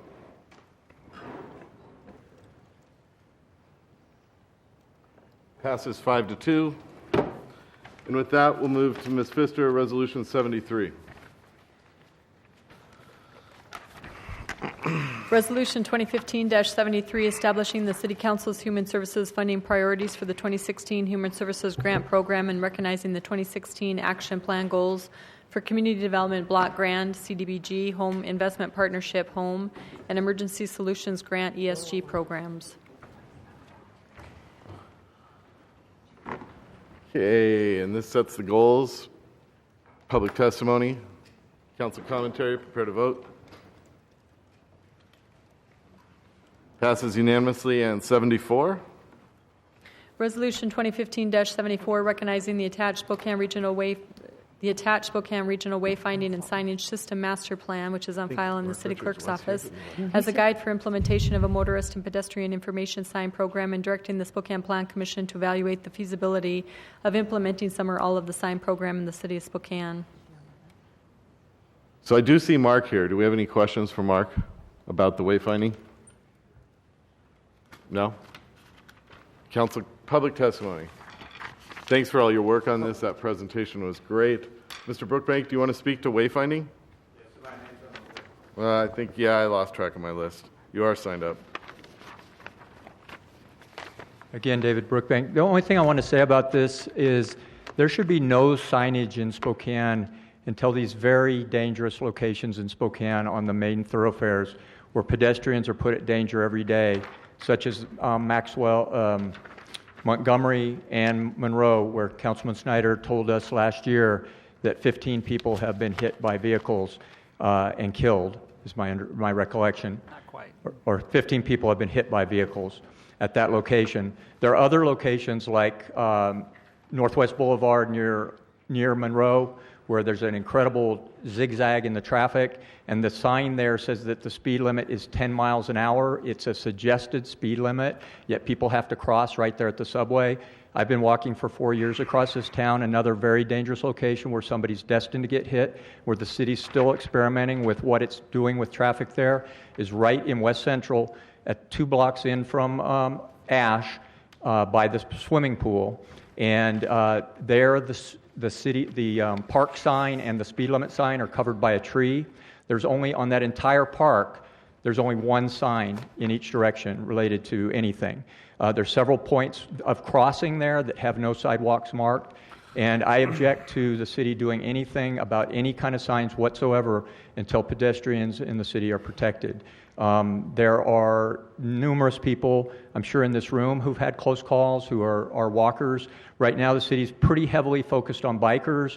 I think there needs to be a look at what the situation is with pedestrians.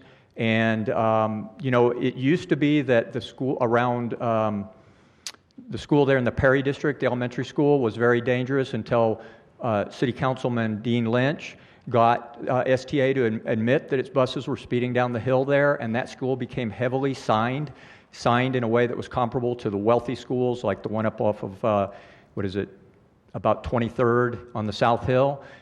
There are other schools that are still not properly signed. So I oppose any kind of signage whatsoever until the city finally takes seriously the situation of children, handicapped people, veterans in wheelchairs, workers like myself and others who are trying to get across the streets. Thank you. Thank you, Mr. Brookbank. And with that, council commentary, Councilmember Mumm.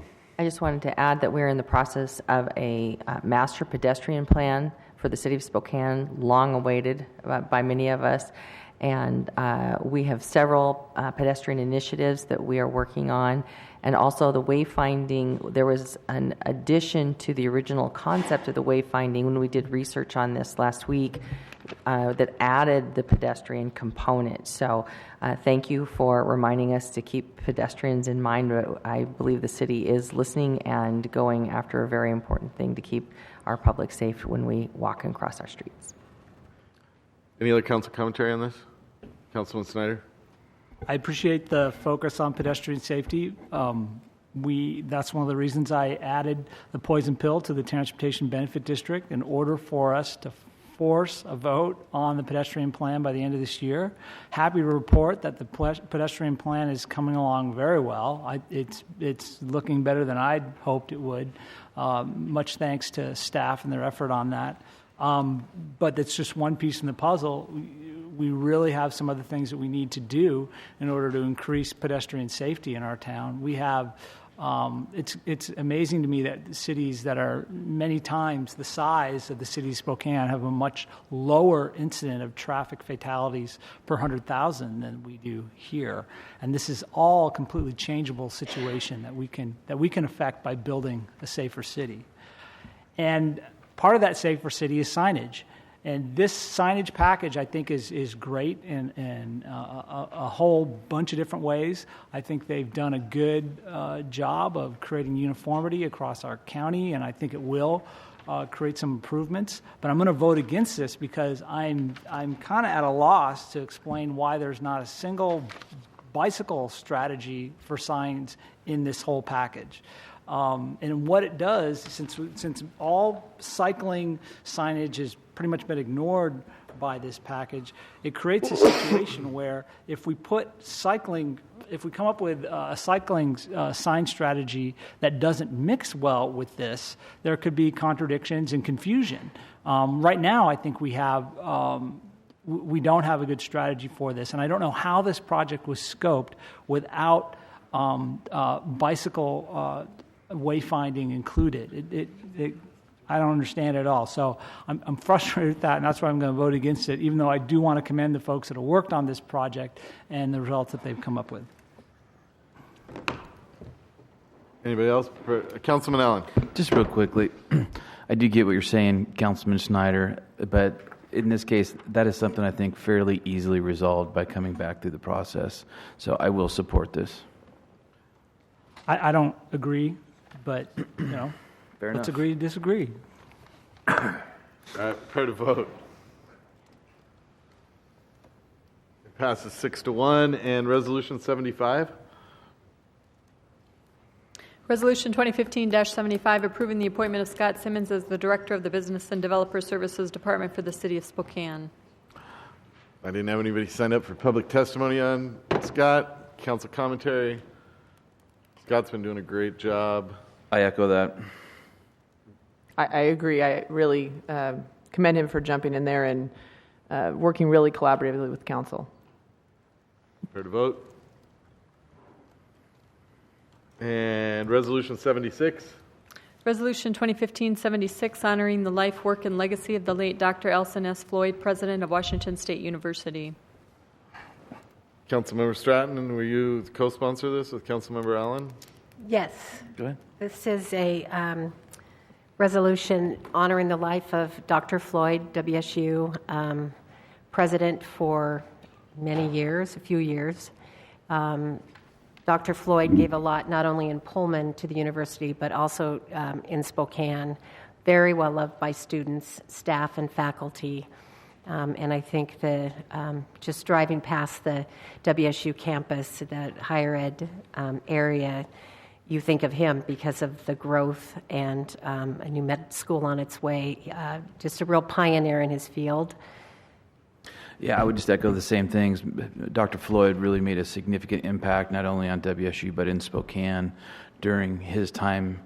And many might not know he spent a good deal of time at Eastern Washington University too. So his contributions will be long-lived in our community. Councilor Brown.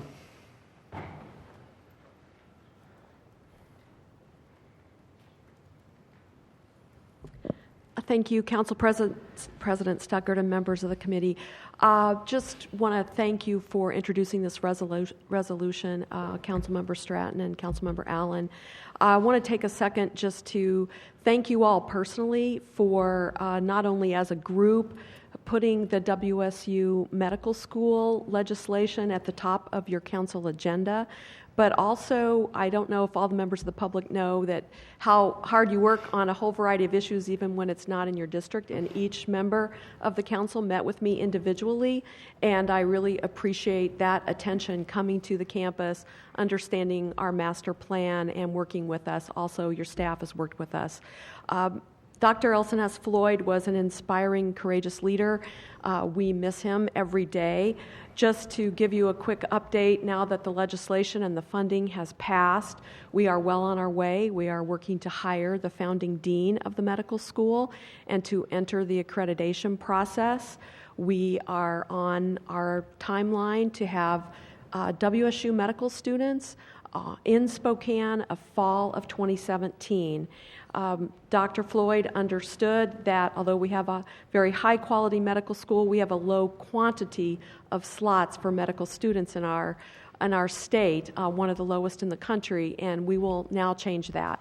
I also want to thank you for the work that your staff of the city is doing with us on a variety of issues related to the campus. The University District Gateway Bridge, which will link our campus with the East Sprague neighborhood and with the medical district in Spokane, the extension of Martin Luther King Way, which will go right past the new clinic, which we are currently constructing on our campus. That clinic will have medical residents as well as nursing and pharmacy and other allied health students practicing together in a team-based environment to improve the healthcare outcomes of our state and to create more primary care providers for our state. So again, thank you for that. We will welcome in less than a month over 3,500 students to or back to our campus. These are WSU students, EWU students, and UW students. And they will study and practice together team-based healthcare practices that hopefully will improve healthcare outcomes. That is the testament of the legacy of Dr. Elson Floyd, and thank you for your leadership and for recognizing him tonight. Any questions? Questions? Thank you for your leadership during this session, too, getting it done. David Brookbank? Okay. With that, council commentary? Councilman Allen. Just quick, it would be remiss not to recognize Mr. McClatchy's efforts in drafting this resolution as well, so thank you. Ready to vote? Unanimous. And Resolution 77. Thank you all, real quick.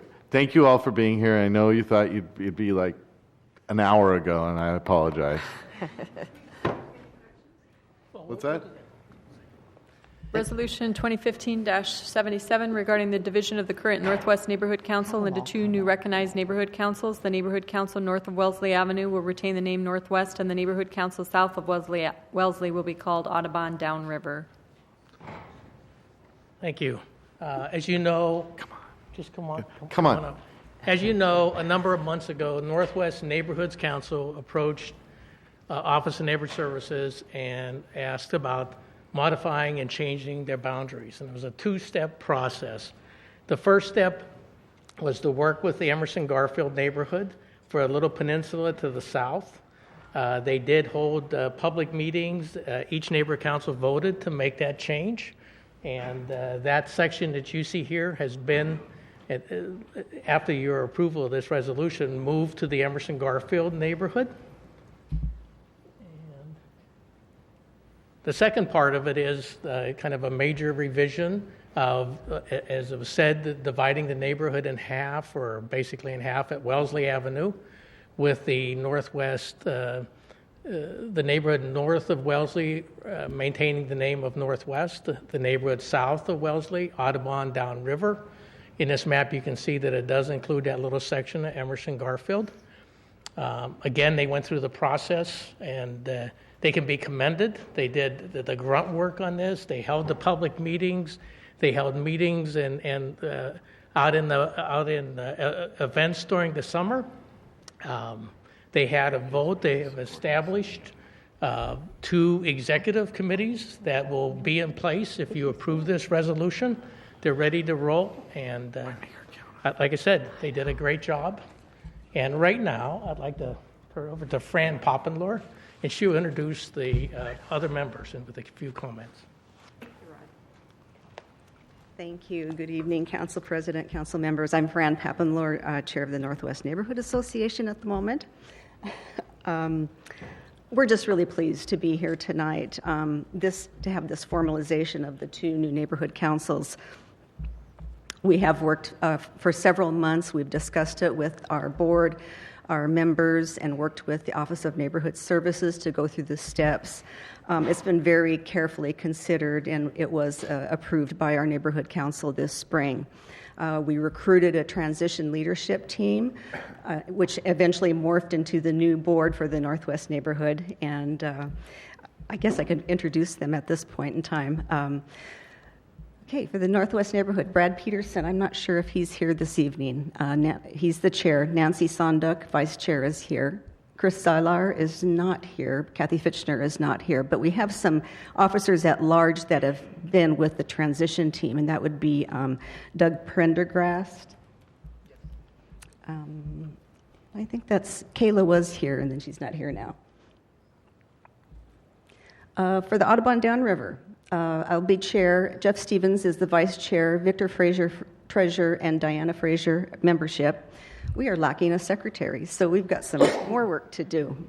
As Rod explained, the division and those residents that live north of Wellesley will be in the Northwest Neighborhood Council. South of Wellesley, we will be in the Audubon Downriver Council.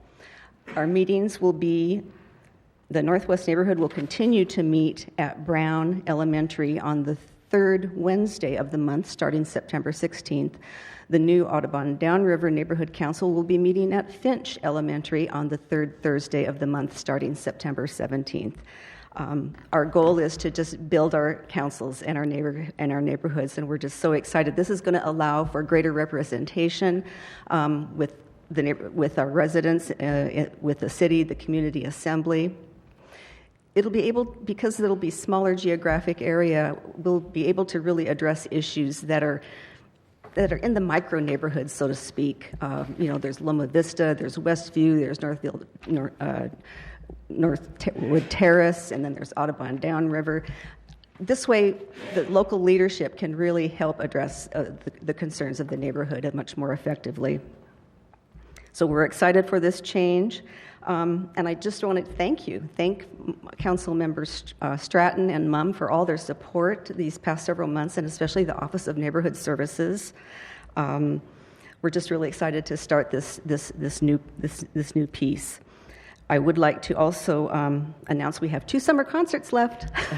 We have our new Northwest Neighborhood is actually sponsoring a special concert at Shadle this Thursday at the gazebo. Pamela Benton is the performer. And then our very last concert at Audubon Park will be Thursday, August 6th, and our esteemed Doug Clark and the Trailer Park Girls are the band. So that's just the light news. And I just appreciate your support, and we are all just very excited about this next step. Thank you.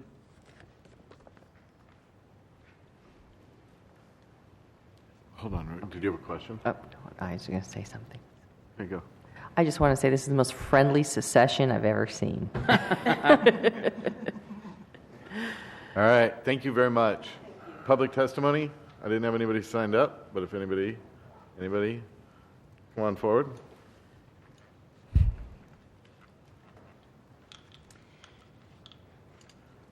It's Honorable President and council members, it's interesting that I'm here tonight to help represent a great part of our city. I've been in my home for 43 years, and I love the Northwest area. Just so you know, Maple and Ash is my north-south freeway. You can put in another one, but that's my north-south freeway. It's interesting, if I could take just a minute, I can't say I understand what's happening tonight with regard to EMS response. However, I'd like to put a human face on this subject and just share just a brief piece of my story. On November 13th of 2010, I was involved in a near-drowning accident at a local nonprofit men's health club while taking a water safety course for my teaching certificate there. I do not know who called the paramedics, but they apparently did not make it clear, or it was not understood, that this was an extremely emergent situation. The paramedics were only a half a block away. While I was in and out of consciousness, I kept thinking, where are the paramedics? They're only a half a block from here. My oxygen saturation dropped to 30%. That won't sustain life, and I had a heart attack. Never had heart trouble before. There was no oxygen on the pool deck, so I was totally dependent on the paramedics showing up with some. This resulted in a major anoxic brain injury for myself from lack of oxygen. I was in the hospital 6 days, 3 in ICU, 9 months off work. I've been through 2 rounds of 40 treatments of hyperbaric, and I may need another 40. That'll be decided later this year. And I still have a walker because I haven't gained the muscle strength back in my legs. It's not from old age. So what I would just like you to think about is, I am blessed to be here. I'm blessed to be recovering. I'm still on that journey. I'm very blessed to be one of the new representatives from my part of the city. But whatever you're talking about for paramedics, we don't know what they're hearing on the other end of that line. But some people's lives literally hang in the balance. I'm glad they got there for me in time. Thank you. With that, we'll move to council commentary on the Northwest neighborhood. Councilman Allen and then Councilman Fagan. Just a point of question for either Heather or Rod. That makes 28 council members on community assembly. How does that procedure to break ties? Well, the policy and procedure of the community assembly does certainly address majority votes with regards to any initiative that they put through as a policy, and perhaps the community assembly may want to administer a new policy in the future for ties they may have. We'll hear about it Wednesday night. True. We can let Azure be the tiebreaker. Absolutely. All I wanted to do was thank everybody so very much. You know, what you guys do is, for the most part, very thankless. But you're out there every day working it on behalf of the neighbors in your respective neighborhoods. So thank you so very much for your passion and your commitment to the Spokane Neighborhood Program here. Thanks. Councilmember Stratton. First, congratulations. I wanted to mention that this group has worked so well together, and they should be commended for it because they've helped each other and supported each other, and the patience that I've seen in some of the meetings, just getting over some of the humps has been amazing. And Victor Frazier, you were kind of leading that group, and I appreciate and thank you for that. But what was interesting to me, I went to the first meeting of so it'd be the Northwest Council, the new neighborhood, and there were people there. I mean, there were a good number of people there, and they had people actually volunteering and wanting to get involved. And you don't see that a lot. And so, Doug, thank you. I mean, you've all just done such a great job. And I'm proud to be part of the Northwest neighborhood. And I think this is going to be a great new beginning for a new neighborhood. Thank you. Council President, are we okay to... All right. We haven't voted yet. But still, even so. All right, thank you very much. Prepare to vote? All right. All right, now we're looking at the last agenda item under resolutions, which is Proposition 1. Should we send it back to the auditor? Now, I have the same people signed up that made 3 signed up. I'd like to figure out the wording of this, and then we have the same 3 people that talked about this issue and asked us to do this in the open forum. I'm not sure. Because the question is should we send it to the auditor? Stephanie, Mr. Kirby, I think I can't completely read your name, and Mr. Ben, all came up and urged us and gave your testimony already, right?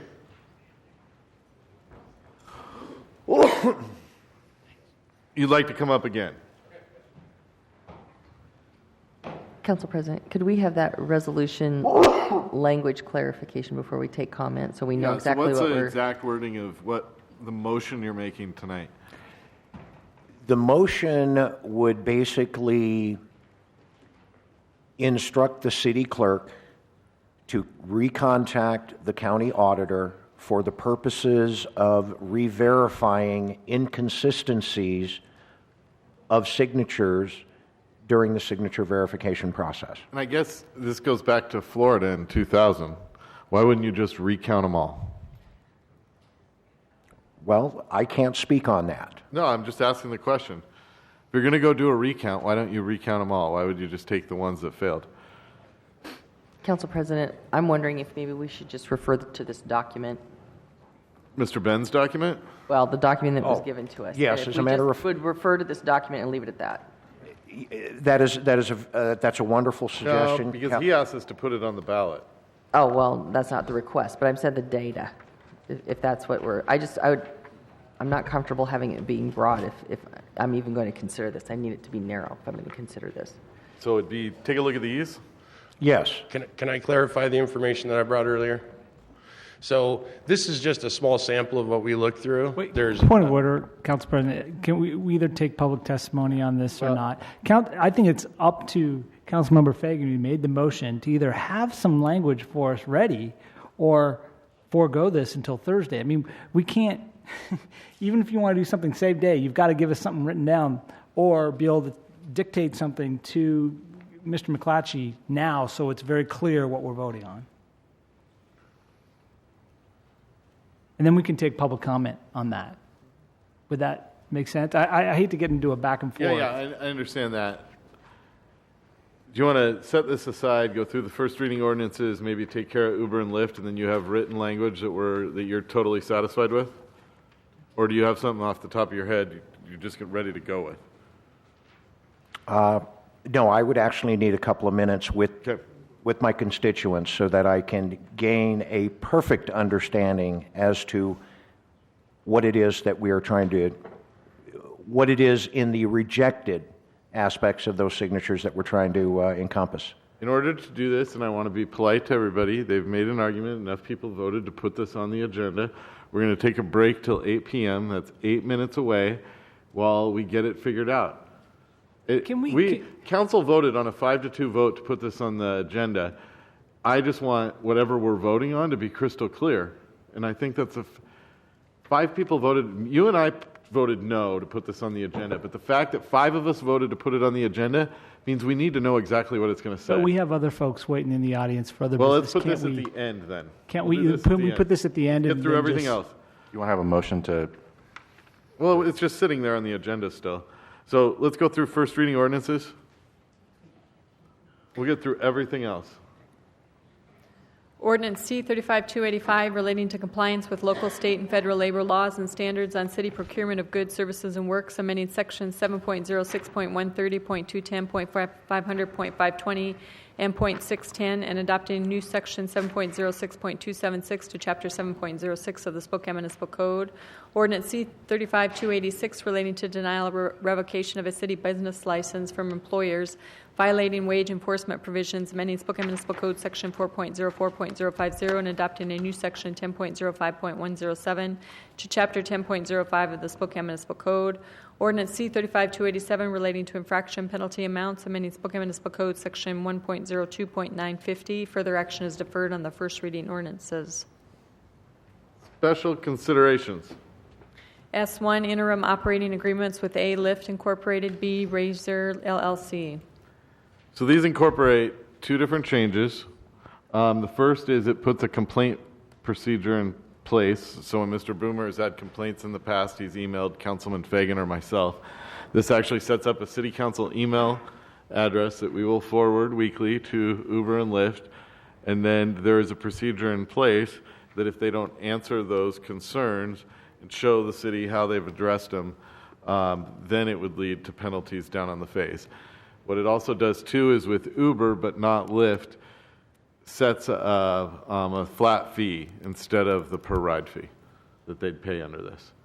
And so we'll be able to evaluate because one's a per ride fee and one is a flat fee. And so we'll see how that works out after. And it's an 18-month agreement as well, instead of just the year that we had previously. I have one language change in section 10 that I'm looking for a motion on. On section 10, it talks about going through the background checks, and in the past 7 years of driving under the influence of drugs or alcohol or has been convicted, and then any time for fraud, sexual offense, or use of a motor vehicle. That's within the past. The language change would be to cross out at any time and add in within the last 7 years as well, because background checks go back 7 years. I'll make a motion to make that language change. Second. Both agreements. Second. All those in favor? Aye. Opposed? Okay, with that, we'll open it up for public testimony on these 2 agreements. Mr. Boomer? I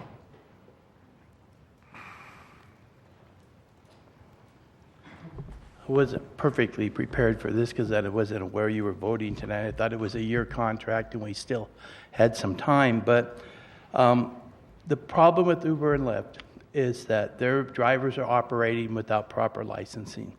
State of Washington says they have to register their vehicle, they have to have commercial insurance, and they have to have UBI numbers. None of them have any of that.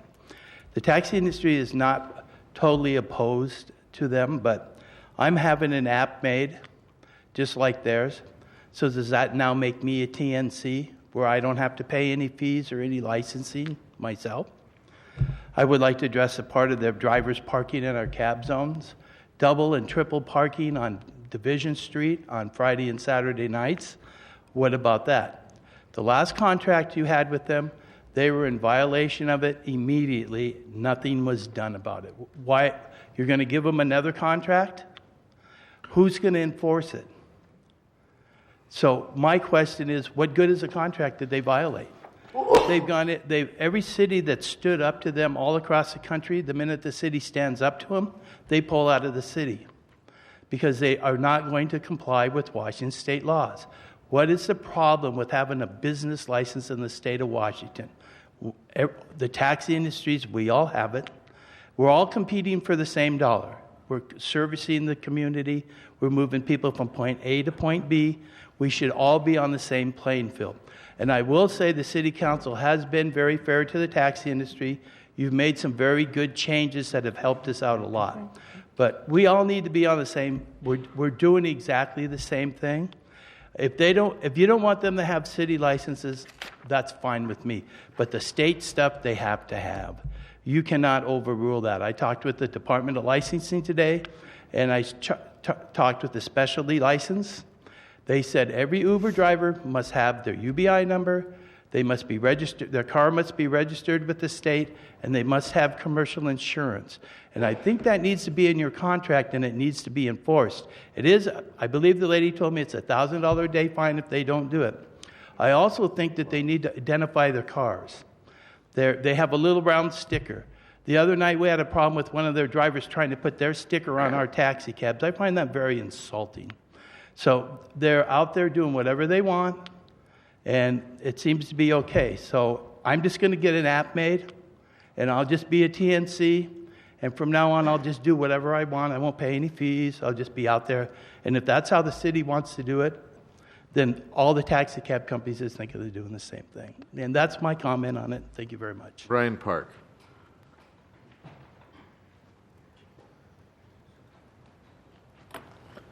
Well, I'm obviously going to reiterate some of these facts, but the truth is that ever since this whole contract, that is my understanding, wasn't even a complete vote by the council to sign, they have been in violation of everything in every way.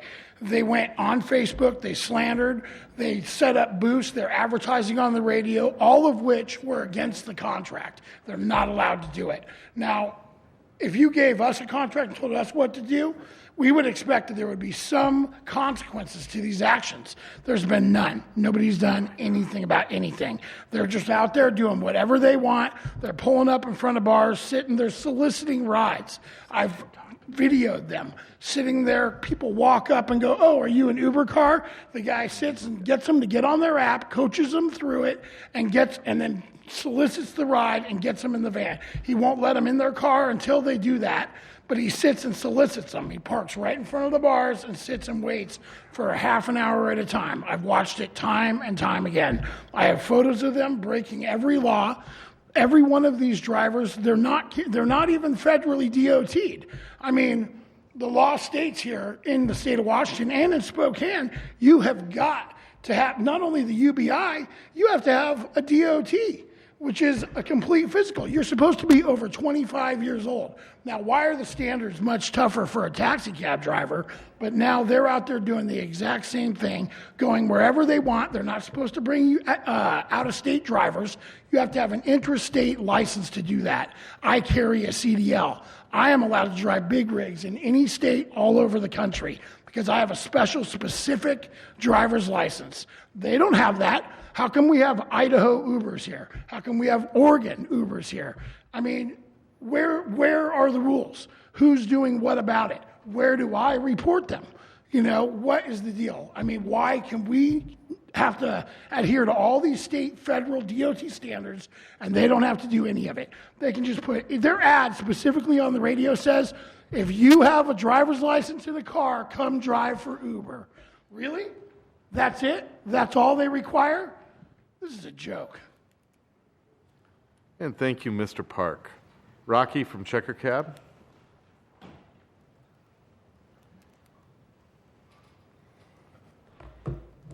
How you doing, Mr. President?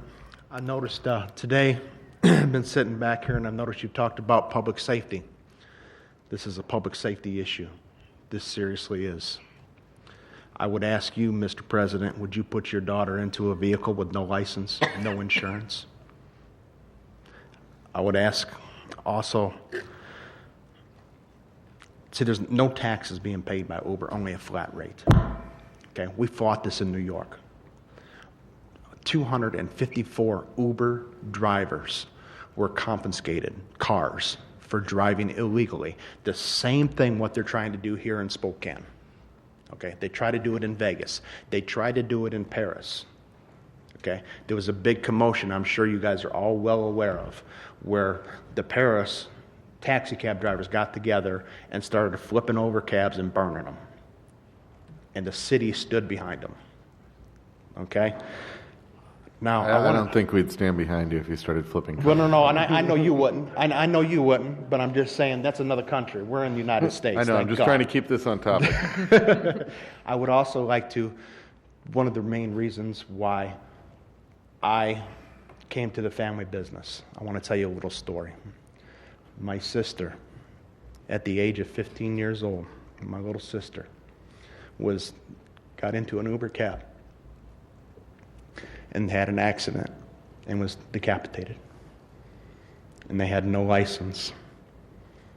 Family had to pay for it. Is this something, a risk? You talk about public safety. Is this something that the city wants to have on their hands? That's all I've got to say.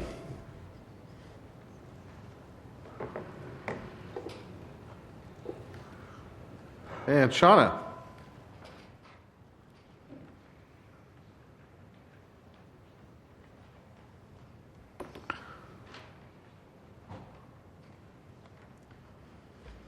Mr. President and council members, thank you for giving me the opportunity to just talk about Uber.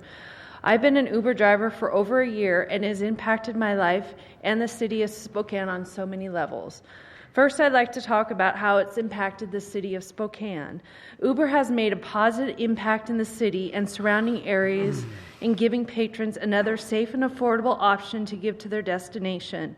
This would include quick response times, user-friendly apps, clean vehicles, and affordable rates.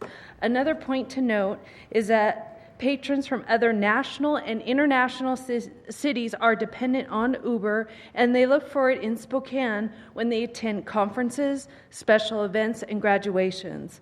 They are accustomed to this opportunity, and they're glad that Uber is in Spokane. Uber has also partnered with the state and local law enforcement to reduce DWIs. Spokaneites have recognized this and want to take part in making Spokane a safer community by using Uber as their designated driver. Uber has also helped in the reduction of commute congestion at a highly competitive cost. I also want to take a moment on how Uber has affected my life. I've thoroughly enjoyed meeting new people. I never knew what networking meant until 2012, when I was laid off from my job of 13 years of being an office manager. Since 2012, I've been on and off unemployment and working part-time and trying to keep myself afloat. In May of last year, when Uber came to town, I signed up to be a driver and I was hooked. I felt comfortable being a woman Uber driver, and I was meeting a lot of great people in Spokane. I knew I had a chance to get back on my feet again, and earning the extra income at a great rate of pay helped me feel confident again. I now work full-time for a local company, and I drive for Uber on the weekends. I enjoy working for Uber on a flexible schedule and being my own boss. I have also met many other Uber drivers in Spokane at our monthly meetings. They take their job seriously and appreciate the opportunity of driving in Spokane. Again, Uber has impacted many people in the city of Spokane, whether they're a driver or a patron, and Uber is a good alternative transportation for Spokane. Again, thank you for making Uber possible for the city of Spokane. Thank you. Brian Torbenson.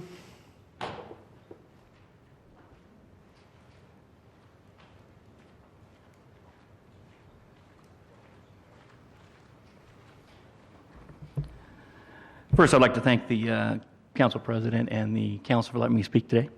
I'm an Uber driver as well. Been with Uber for over a year, and I've just got two of many stories that I could tell about how Uber has been a huge positive for Spokane, not only for Spokane but for myself.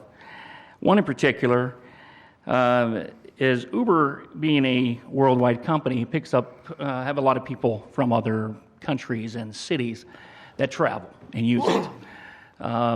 In particular, one about 4 months ago, I had a passenger from Chicago, a woman that travels all over the United States, and it was her second time in Spokane. The first time, Uber was not available. So what she had told me was basically rather than taking an alternative transportation, she rented a car. She did not know Spokane at all, needed the transportation to kind of get around to where she was taking her meetings and so on and so forth. So that was kind of a burden for her, plus a little more than she wanted to spend for transportation. The second time she came to Spokane, Uber driver, I actually picked her up at the airport. She was so excited Uber was in town. It was another alternative. It was safe. It was cost effective. And she just thought it was the greatest thing ever because she used it all over the United States. Thought it was a great alternative. Another story, real quick, is one of many that I've had, is one in particular passenger that basically was a heavy user, going to the bars and things like that. And before Uber was in town, he would made the choice, unfortunately, to drive after drinking. He was very excited to see Uber come to town. One reason is so he wasn't doing the right thing by driving, obviously, but he did have another alternative. Again, that was safe, that was affordable, and that was just another alternative to what we have in Spokane. We have lots of options, Uber being one of them. There's no reason why Uber shouldn't be allowed to stay. And I just want to thank everybody for letting me talk, and thanks for allowing Uber to be in Spokane. Thanks much. Charlotte?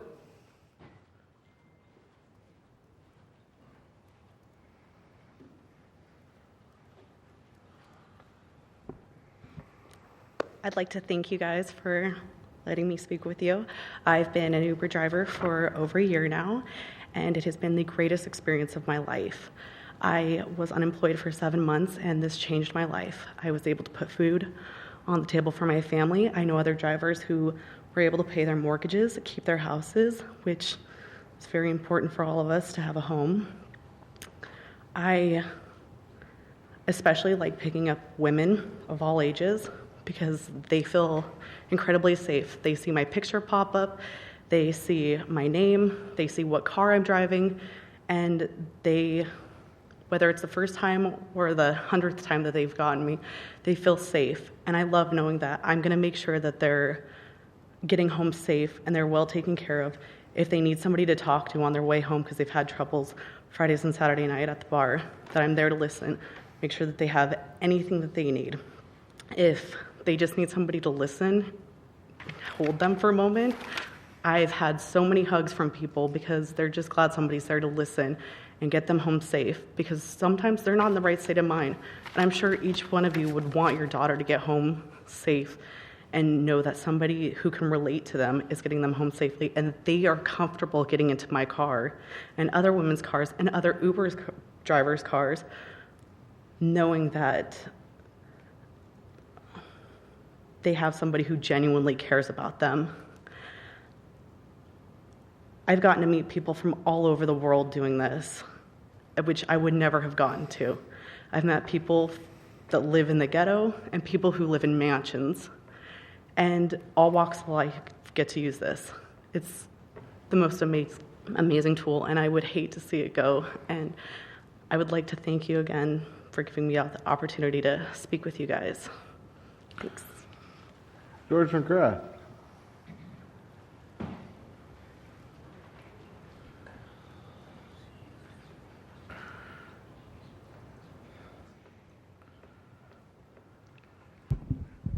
Council President, Council Members, George McGrath. Now, for the past year, I've been hearing reports, comments right here about Uber and their apparent either contempt of what the contract was that they signed with the city of Spokane, or stupidity, they don't know what they signed, or an arrogance that says, hey, we're Uber, we can do what we want. And the taxi industry in the city of Spokane has been here and spoken many, many times. And one of the things that bothers me is that you have parking enforcement all over this town, including up on the South Hill, in the shopping centers, in the malls. Why not make use of those people to police perhaps the areas that taxis should be in, where it says this is taxi only. If there's another vehicle parked there, ticket them. That's it. And if you need some funding to take care of this, I don't know, perhaps Uber could be charged a fee, and that funding could then go into enforcement of the contract that they have signed with the city of Spokane. Because at this moment, it sounds as though there is a very uneven playing field for the taxi drivers in this town. They've got to adhere to laws, they've got to really respect what is said and done, and yet they're getting usurped by Uber in many cases. I don't want to drive Uber out of town, but I do think that it's only fair that the taxis in this city be granted the same rights that the Uber drivers and the Uber company has. And again, if you people are going to allow things like this to go on as far as businesses coming in, come up with some method of enforcement, because right now it looks to me like you can see just about to your nose. That's about it. You need to be able to look a little bit further and see, as they say, unintended consequences. Have the people pay for what is needed to enforce the rules. Thank you. Thank you. We'll go to council commentary. And I can address some of these concerns. Councilman Snyder. Well, thank you, everybody, for coming down, testifying on this. I understand there's folks that are in the taxi camp, in the Uber camp. No one, we heard some passionate testimony, important testimony tonight, but there wasn't a lot of direct testimony on what is before us, which is an extension of this contract with some additions that we didn't have anymore. And those additions include the language that Council President read, which made it more specific, the kind of background requirements for drivers. And the other one was setting up a complaint system. I support both of those additions. Matter of fact, this is the third time that the council has acted to create more of a level playing field and to create more regulation for rideshare services in Spokane. Last week, or was it 2 weeks ago, we added the increased fine to folks that are using taxi stands when they're not supposed to. Previously, none of the ride shares were regulated at all in the city of Spokane, and that's where the first agreement contract came from a number of months ago. Is this the last time we'll touch this issue? I doubt it. You know, it's an evolving sector, and I personally am not convinced that the playing field is absolutely level yet. And I think it needs to be, because we've got to have fairness. We can't have our regulations unduly favoring one sector or one strategy for transportation like this over another.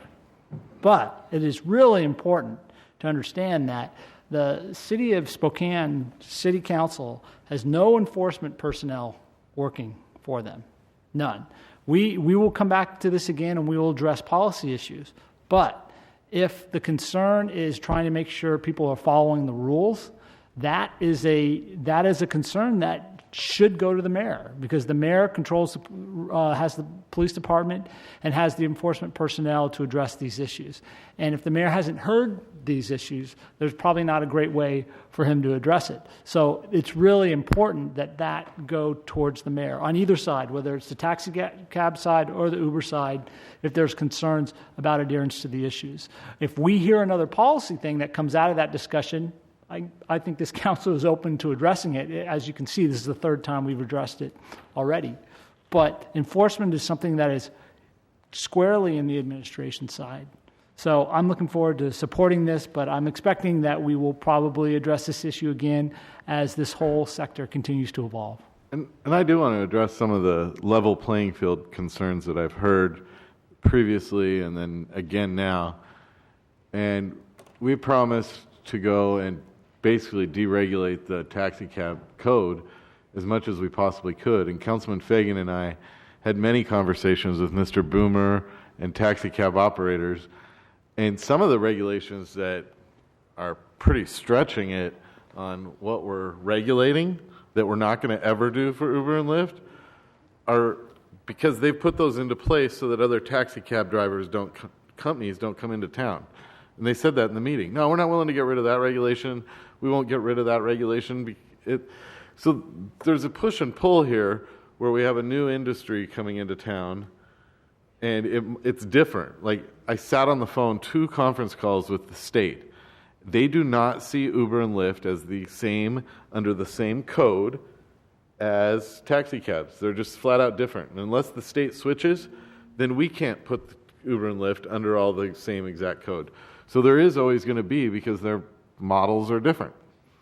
Until that happens, I'm just saying, they're never going to be regulated exactly the same. We expected maybe there was an opportunity they would clear some of that up at this year's legislature. Right, they did not. And they did not, yeah. But that's why we are continuing to go with MOUs instead of a set of regulations. Councilmember Stratton. Okay, I have to say something, and I'm going to put my mom hat on for about 1 minute. When I was appointed last September, this was one of the first issues that I dealt with as a new council member, was the agreement with Uber and Lyft. The night that we approved that, there was a lot of discussion about agreeing to get along, to play by the rules, to be fair in the sandbox. All I have heard for the last 10 months are complaints, over and over and over and over again, from the taxi industry about Uber and Lyft. Now, I think Uber and Lyft, I think it's a great service, and I'm glad that these drivers came down to speak before us tonight. But frankly, there's been so much bad behavior that I'm hesitant to vote on this. I'm hesitant to vote for it. I just think it at some point, I don't know what else you do to get these two groups to get along, to get Uber and Lyft to respect the rules and the laws, and to let the taxi drivers do their job. I know that this is addressing enforcement, but I'm afraid that, I guess we'll have to see what happens when, this new enforcement kicks in. But I'm tired of it. I'm tired of the fighting, and I'm tired of this coming up over and over and over again when nothing seems to change. The same complaints are still being heard. And I guess I'm not in a mood to support any more of this until I can be convinced that sometime, something's going to change, and we can have both groups working the same streets and the same pickups and whatever they do differently to respect each other's space. But frankly, it's bad behavior, and I'm fed up with it, and that's all I have to say. Councilman Allen. I was just clapping. we are dealing with this new shared economy or whatever you want to call it, and we've had to deal with it in a couple areas. We had to deal with it in Airbnb as well, of which we actually did do an ordinance. It took a long time with a lot of stakeholders to come to some sort of resolution. But Uber and Lyft, that it's a new segment of an old industry, guys. I mean, this is the reality of it. And you guys have some competitive advantages in key slots and other pieces that have to be built upon, and use your competitive advantages as well, because some of this isn't going to change. I mean, the reality of it is that industry that you guys find yourself in is evolving quickly.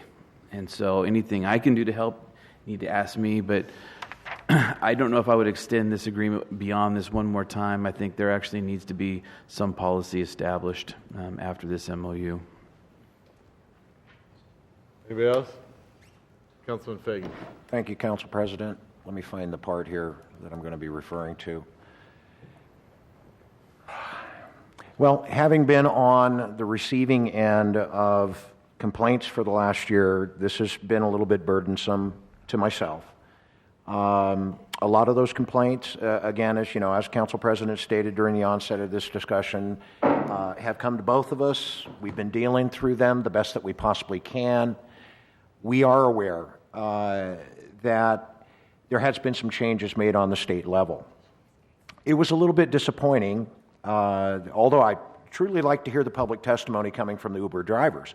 What was disappointing about the testimony, though, was the fact that none of the Uber drivers refuted the requirement for a UBI, the state insurance, and things to that effect. So at this particular point in time, I'm of the opinion that none of the drivers that testified tonight are legal, again, in accordance with the claims that are being made by the Taxi Cab Association.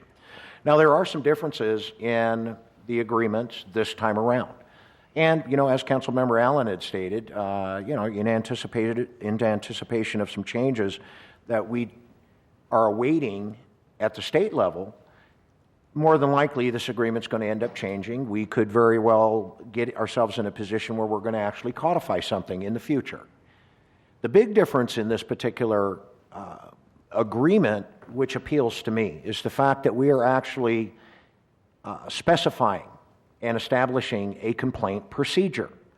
We are providing a complaint contact, and there is a timeline that is tied to this. For instance, within a 10 calendar day period of receiving a complaint from the city, X will report to the city both the nature of the complaint, the steps that X has taken or will take to resolve the complaint. That's something that didn't exist before. And in item C, section 19, the parties do agree that X's failure to resolve complaints in a reasonably expeditious manner is a breach of this agreement. The parties agree that the city may impose a fine of $100 each, or $100 for each complaint which Lyft does not undertake reasonable efforts to resolve within 30 days of its receipt of the complaint.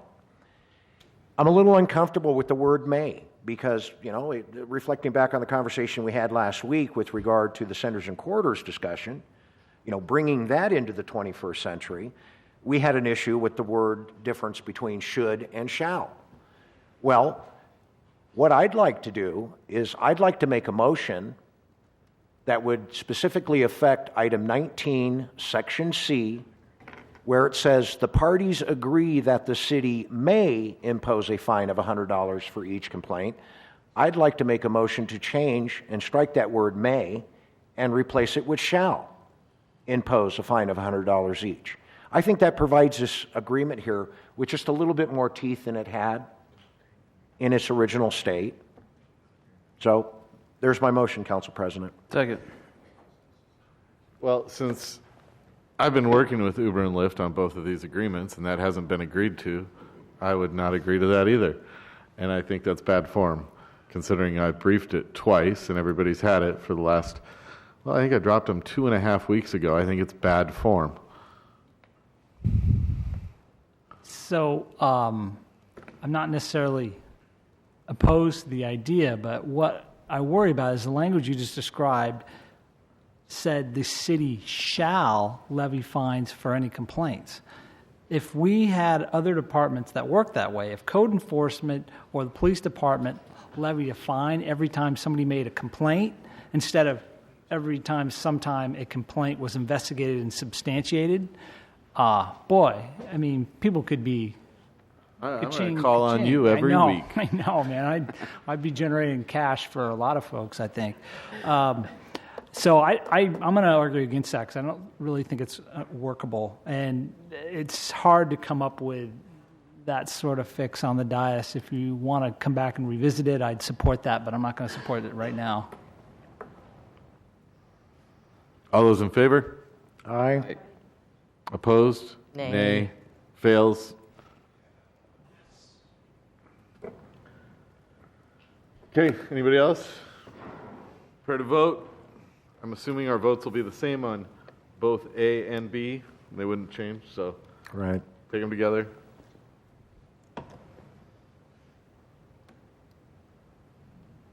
Passes 6-1. And with that, we're going to read, can you read hearing number 1, A, B, and C? H1A, hearing on validated initiative number 2015-2, petitions filed on behalf of Envision Worker Rights Political Committee sponsor relating to a Worker Bill of Rights. H1B, final reading ordinance C-35-282 relating to amending the city charter to include a Worker Bill of Rights, which secures the right to a family wage when employed by a large employer, right to equal pay for equal work, right not to be wrongfully terminated, and elevates charter rights above rights claimed by corporations. And C, requesting the Spokane County Auditor to hold a special election on November 3, 2015, in conjunction with the scheduled general election to submit to the electors of the City of Spokane a proposition regarding an amendment to the Spokane City Charter, providing for a Worker Bill of Rights. All right, so Council President's taking a quick break, so I'm going to start off with public testimony. We have a number of folks signed up tonight. The first thing we're taking testimony on is simple: whether or not to send the measure to the ballot now that the signatures have been validated. It's that simple. The advisory votes, they'll be discussed next, but we're taking one thing at a time. And so, for just public comment on whether or not the initiative should be sent to the ballot, the first person to testify is Steve Stevens. Please come forward. You have 3 minutes.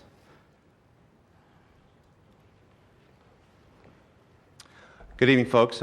Council President, even though he's absent, and the rest of you, thanks. It's been a long night. I want to give you some brief testimony here, but I know to begin with that you really only have one option, and that is to really get this Worker Bill of Rights to the ballot. But I represent the business community, as I think you know, and I'm here to talk just about one particular piece of this. I could comment on all the planks, but I think one is in particular very concerning to us. And I want to emphasize the hearing examiner's point that the provision regarding the subordination of corporate rights is not consistent with either the state constitution or state statute. The state constitution makes no distinction between corporations and natural persons in the matter of access to the courts. And however, the state constitution states that all corporations shall have the right to sue. Councilman Fagan, you said earlier this evening that you referenced the council's duty to protect constitutional rights of the citizens and the businesses, and I think this is clearly an example where constitutional protection really cannot be taken away by either cities or advocacy groups like have brought forth this proposal.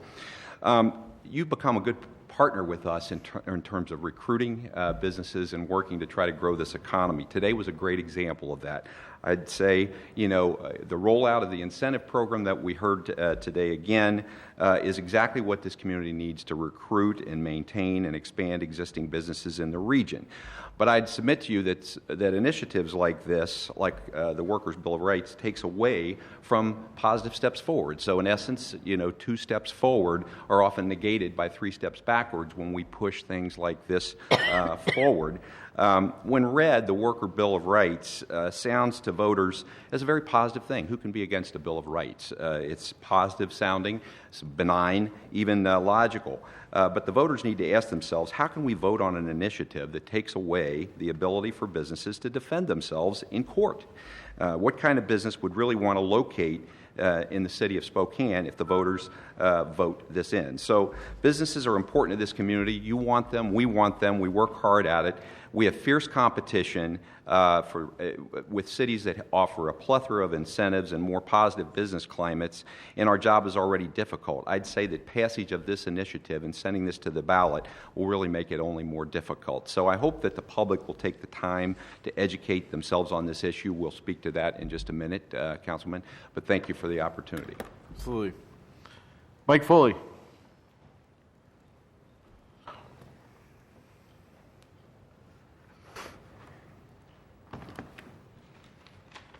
Mr. Chairman, council members, distinguished guests, and City of Spokane citizens, it's been a while since I addressed this council, so I'll just reintroduce myself. I'm Mike Foley, and I am the president of the Northeastern Washington North Idaho Building and Construction Trades Council, which encompasses 14 building trades affiliates as well as 6,000 of their members. Thanks so much for making time for public comment on some, I think, is pretty important ideas. My comments this evening are concerning the Envision Spokane's Worker Bill of Rights initiative. Spokane needs a guaranteed family wage for workers employed by large employers so that people can actually have a chance to make it while working. Spokane needs a guarantee of equal pay for equal work so that workers are not making a lesser wage based on arbitrary details like gender, race, or disability. Spokane needs a guarantee that workers cannot be fired simply at will, and that any termination must be for just work-related reason. A couple of weeks ago, on July 6th, Envision Spokane submitted over 3,700 signatures of support, which was better than 1,000 needed to be put on the November 15 ballot. Please let this initiative take its regular course of action and be submitted to the voters without any interference. After the citizens of Spokane do their own research on this initiative, they will be able to vote with wisdom, not emotion, and these great ideals will then become a reality. Thank you very much. Alfredo Yamato.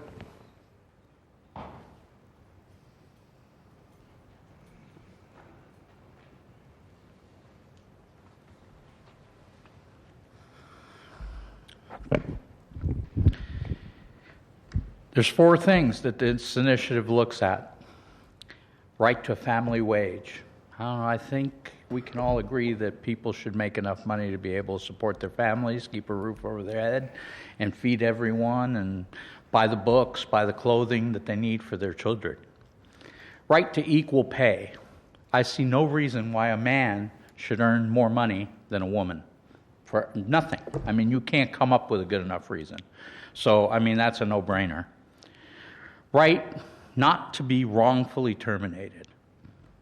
I mean, what's wrong with that?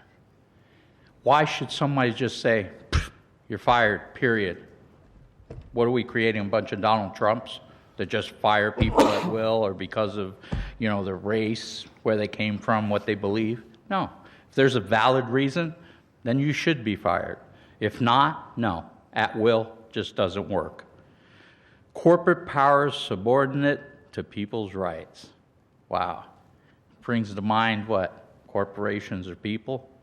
Last time I checked, they're just these big pieces of paper that are usually founded in Delaware, where it's cheapest to incorporate, or some other place. They're not people. This is an initiative that's about people. It's not about corporations. It's not about employers. We're not talking about mom and pops here. We're talking about 100+ employees, so substantial employers. And don't let the businessmen that are here tonight fool you and say that this is going to change and chase away businesses from Spokane, because it's not. It's going to show that we appreciate the people that live in Spokane, and we're not going to let people take advantage of them. And if you're going to come and do business in Spokane, you're going to pay a reasonable wage, one that people can survive on. Please I support this and send it to the ballot. Thank you. George McGrath.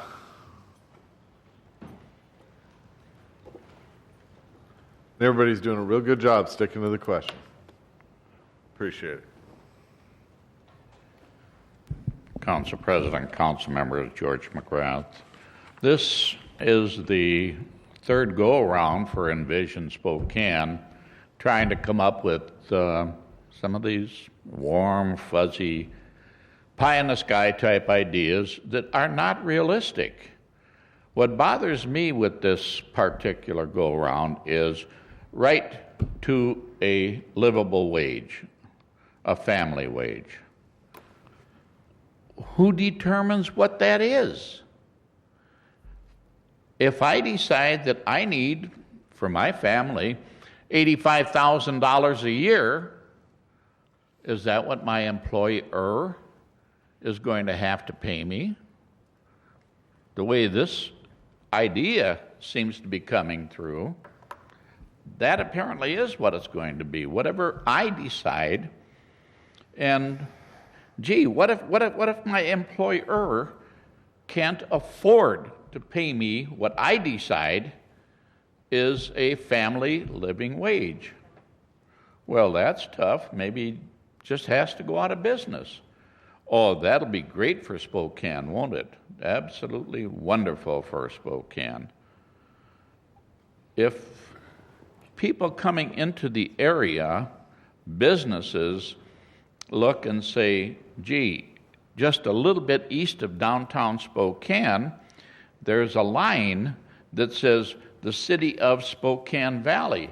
And they don't have these asinine things on their rules and regulations that Spokane does. I wonder where I should locate.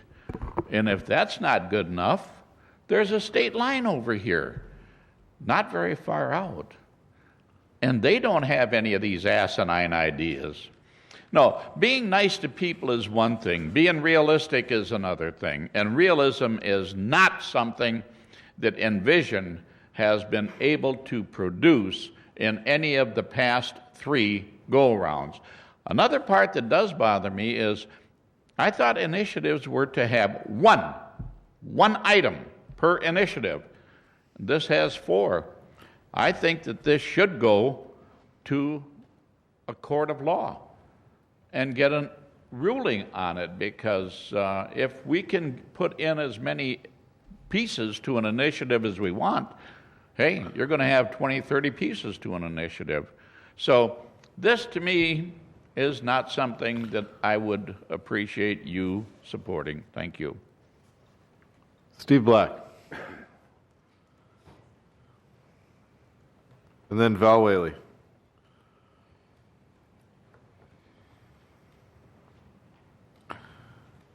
Let's remind everybody, the question that we're asking right now is, should we send this to the ballot or not?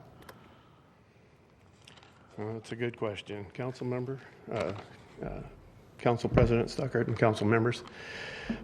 Steve Black, I'm a 20-year veteran. I'm an elected PCO of 3114. And I see this as just more, I agree with what George said, and I see this as another United Nations Agenda 21 of Envision and ICLEI situation that we need to remove from this city. When I was in the military, they tried to put us under the United Nations, and they don't care about us. The UN, Agenda 21, ICLEI, and Envision doesn't care about we the people. And so I think that we need to get rid of it. And in our Pledge of Allegiance, I appreciate that we have a Pledge of Allegiance, and we pledge allegiance to the flag of the United States of America and to the republic for which it stands. And we just need to get rid of all this other stuff and just concern ourselves with the United Nations, or the United States, and what we have for us and for we the people. All these things that I see coming into play now are, I don't see how you can bring in $15 wages. That's a living wage.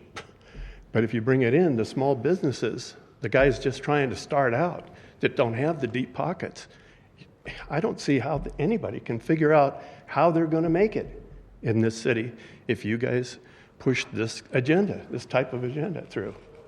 Thank you for your time. Just to clarify, Brian, what choice do we have before us on this issue? They verified their signatures, correct? Right. Now the question before you is whether to place the issue on the ballot. Or is there another option? Or just making sure. Brad Reed? Just to clarify, Brian, we can't enact it into law, which would normally be an option. Because this is a charter amendment. Right. That's correct. Normally, if it were an amendment to an ordinance, you could enact it yourself. But this is charter. It can only be enacted by a majority vote of the electors of the city of signatures are Spokane. verified, there's only one option. Yeah, just making sure. Want to keep that in mind as everybody's at this point. talks. At this point. Good evening, I'm Brad Reed. You know why I'm here. The right thing, the only thing to do is to send this to the ballot. And I just simply want to say, in echo of my friend Mike Foley, we have the support of the entire Inland Empire Building Trades and Construction Trades Council. Labor understands the value of this initiative. That's why so many of them have endorsed and given us money for our signature gathering campaign. You all have done good work on labor issues. You're working on the earned safe and sick leave. You did the apprenticeship ordinance. This is the logical extension of that. That's why it has to go to the ballot. Thank you. Mr. Cathcart?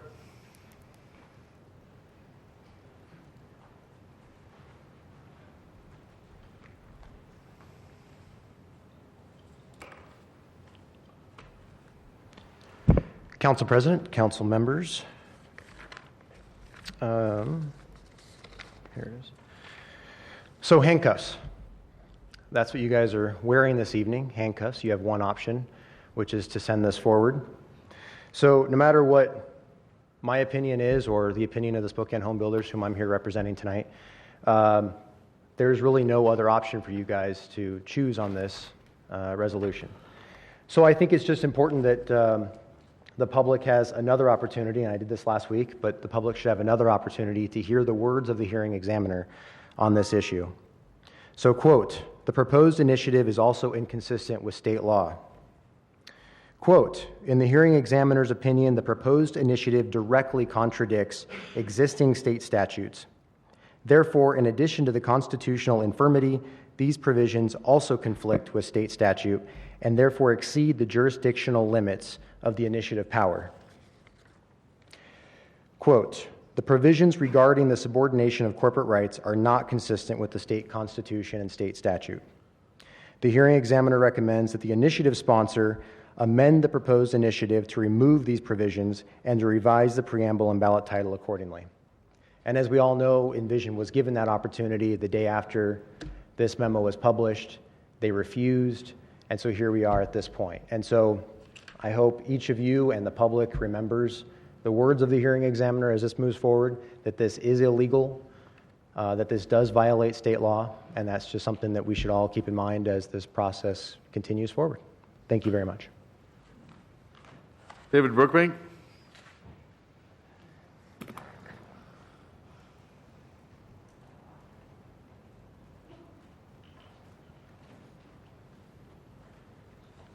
David Brookbank from Spokane Socialist Alternative.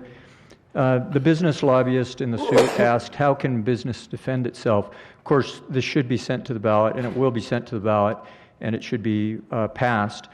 I didn't understand that we were earlier had an opportunity to testify about labor and industry or the wage theft issue, so I didn't get a chance to, but I should just point out that in Washington State, there are 3,000 workers that are owed more than $1 million by 1,600 employers.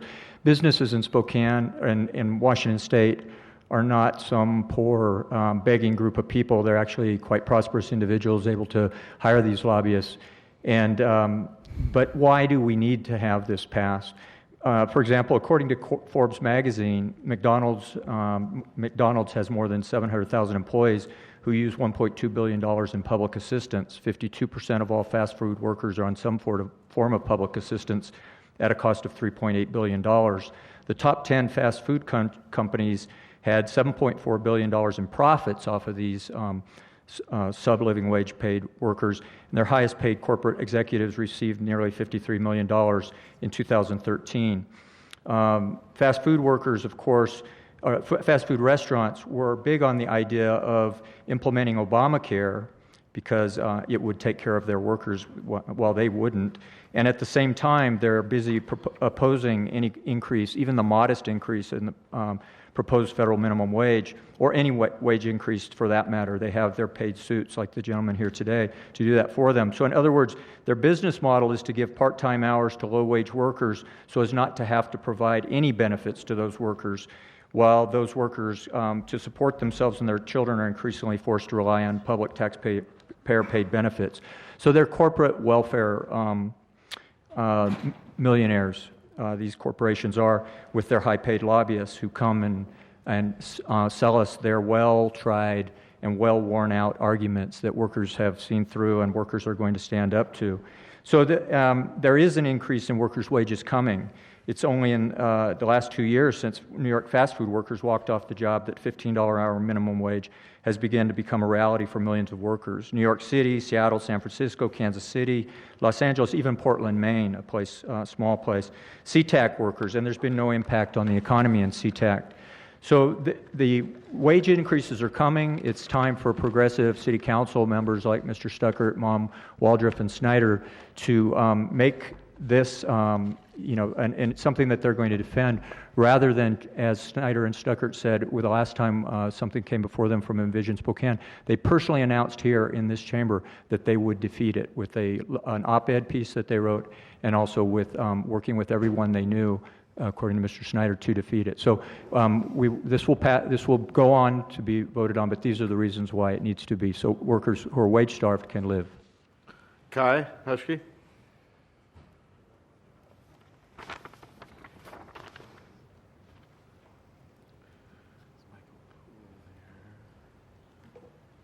Good evening, Kai Huschke with Envision Worker Rights. Just a couple points really to extend what others have said earlier. Yes, this is the process of which you guys play a role. You're agents in the citizens initiative process. The home builders make it sound as if you're being somehow forced in a corner and neglected options, but this is the citizens initiative process, and so this is a procedural vote that you're going to be taking. The group's done its due diligence to get the qualified amount of signatures, so yes, you're left with the vote in this case in that regard. One quick thing around the substantive arguments about the legality piece. As those of you who have sat up here before and on that particular question, that's what a campaign is for.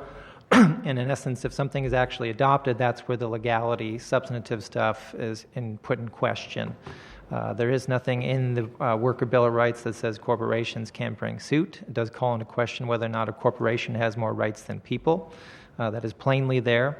As an example for folks who may have tracked the minimum wage implementation in Seattle, one of the first things that happened once the city council there voted to actually raise the wages was a lawsuit from the fast food industry claiming unequal treatment for larger businesses, because Seattle had said we were going to let smaller businesses have a longer period of time to implement the wage, and that larger business, because of their size and ability to do so, would have to implement that wage quicker.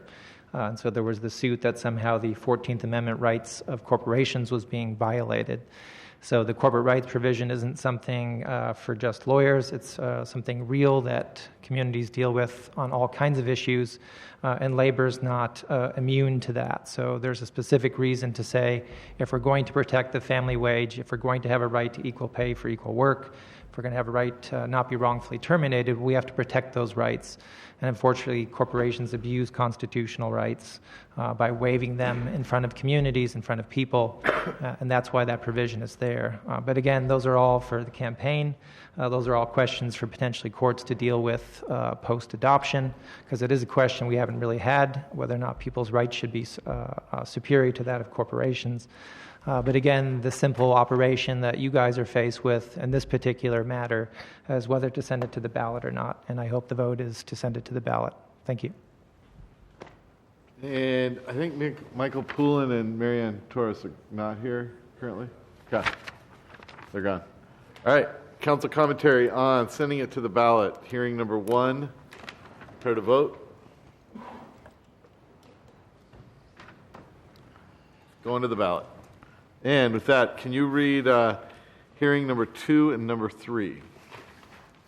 H2, Resolution 2015-79, requesting the Spokane County Auditor to hold a special election on November 3, 2015, in conjunction with the scheduled general election to submit to the electors of the City of Spokane an advisory vote regarding the identification of funding sources to implement the provisions of the Envision Worker Bill of Rights City Charter proposition. This particular item asks the question whether to reduce funding in existing general fund programs to reallocate to implement the provisions of the Envision Worker Bill of Rights. And H3, Resolution 2015-80, requesting the Spokane County Auditor to hold a special election on November 3, 2015, in conjunction with the scheduled general election to submit to the electors of the City of Spokane an advisory vote regarding the identification of funding sources to implement the provisions of the Envision Worker Bill of Rights City Charter proposition, asks the question whether to pursue additional funding sources as needed in order to implement the provisions of the Envision Worker Bill of Rights. Councilman Allen, these are pretty self-explanatory, but if you wanted to say anything. Yeah, no, these are self-explanatory. And, as elected officials, we have, many roles that we have to play. But one of the primary charges of council is the budget and approving the budget. This initiative, if the voters so choose to put it and approve it and make it a reality, the voters have done that. But we as council members, and there will be costs involved, and when people say, oh, there's no cost involved, I guarantee you there is significant cost involved with this. So what these advisory votes ask is the voters, if they approve the Envision ordinance, that they give council guidance on whether they would like us to increase taxes to pay for those additional costs or to potentially decrease services to pay for those potential costs. So it's pretty much a straightforward ask a question. So that's basically the briefing. Thank you, Councilman Allen. Steve Stevens.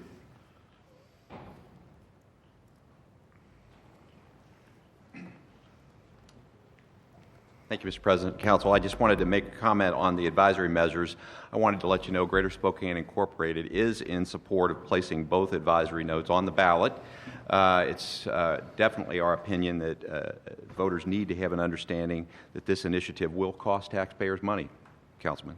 The City of Spokane will be responsible for the implementation of this unconstitutional change to the Spokane City Charter. The City of Spokane would need to defend the city charter in court against anyone that brings a suit against the city regarding this initiative. This is an unwise way to spend taxpayer money. The advisory measures would allow voters to understand the costs associated with the Worker Bill of Rights. Voters will be requested to vote on whether the Spokane City Council should identify and pursue new funding sources and if the Spokane Council should reallocate funding to implement the provisions of the Worker Bill of Rights. And that is an important thing. The citizenry will have difficulty without these really getting into the weeds to understand this, and that's why this is so important. GSI supports the advisory notes because we want the region to know that the initiative will bring unintended consequences, implementation costs, potential job loss, and an increase in taxes. So please place those advisory notes on the ballot. Thank you, sir. Jan Treecraft. And after Jan is Alfredo Jimenez.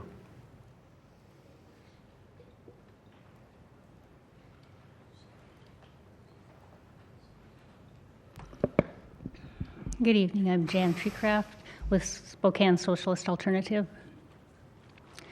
In 2009, when Envision Spokane gathered sufficient signatures to place a Community Bill of Rights on the ballot, City Council then added the same advisory questions being proposed again this evening. I oppose adding this language, and I stated my reasons in a letter which I sent yesterday to 2 council members. If I'd looked up a column by the Spokane Review Editorial Board, Spokesman Review Editorial Board, printed in the August 9, 2009 issue, arguing against the advisory questions at that time, I would have simply forwarded the link. It was stated more clearly and forcefully than I was able. So I'm going to read from that editorial, which was entitled, "Envision Proposal Should Stand Alone." And I'm quoting now. The questions the advisory questions serve as not so subtle hints to voters that there might be costs associated with this Community Bill of Rights. In short, It would sure please the council if voters just said no. We think the council's ballot questions are heavy-handed. The debate, and they're talking here about the debate, the pros and the cons, legalities, costs, etc. That debate looks like traditional campaigning, which is how the arguments against the initiative ought to be aired. By placing questions on the ballot, the council has invited the perception that it is using public funds, using public resources to campaign. If the initiative were to pass, and if it resulted in public expenditures, and if the council wanted the public's advice, that would be the time to put questions on a ballot. Doing so now looks prejudicial. If there are costs, and I would add parenthetically, costs as the advisory questions imply without study or basis. If there are, then the way to pay is the same as for all adopted initiatives. When statewide initiatives for increased teacher pay and smaller class sizes were up for votes, state legislators didn't rush to place how to pay questions on the same ballot. The issues of cost became part of the campaign. If office holders want the public's advice, they can put advisory questions on a ballot after the fact, but preemptive questions show a lack of trust in the initiative process and the voters themselves. So I, speaking as myself now, urge you to refrain from placing this biased language on our ballot. It is improper. It would belie a mistrust in your constituents. Ms. Treecraft, time's up. Thank you very much. Alfredo Yamedo and then Jim Green.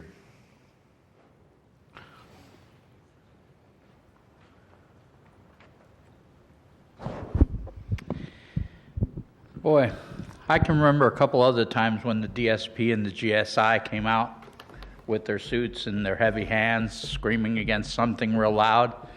One of them was moving the STA Plaza. Who did that affect? People. Not a whole lot of the people they represent, but a lot of people like me, that ride that bus during the day to get downtown, to go to work, rode it to school, primary form of transportation. They were also the big boys that came out and encouraged the council to pass the sit and lie ordinance quite a few years back. Wow, do we remember that one? We're dealing with the cost of that one, and yet we didn't hear anything about cost at that time. All we heard about was how we had to kind of move that element out of downtown. Is that costing the city money now? I would tend to say yes. Just go down to the community court and see how many people roll through there because they've gotten ticketed for sitting or lying downtown. This is not a good idea. These advisory measures, this is like putting the kiss of death on this. And there's nothing wrong with this initiative. This initiative benefits the people who need benefit the most. And it makes the people who have the most pay their fair share. Because that's what it's all about. It's about them paying their fair share. People deserve a living wage. They deserve to have those things that we all need: housing, shelter, and food. And they shouldn't have to work 2 or 3 jobs to get it. So I urge you to refrain from putting that language on the ballot, because all it's going to do is put a negative connotation on it that it does not deserve. Thank you. Jim Green and then George McGrath.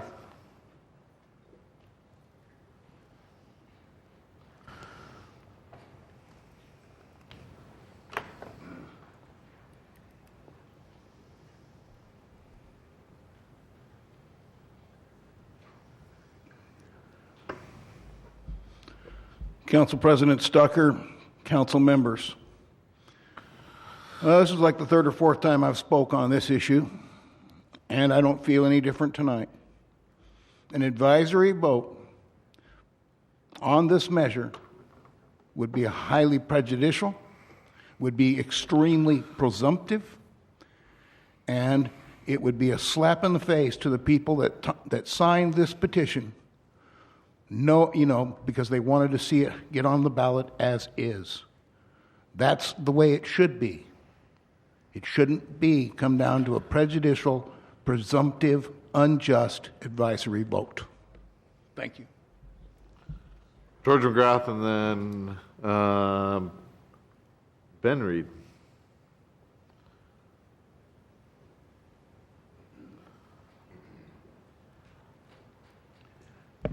Council President, council members, George McGrath.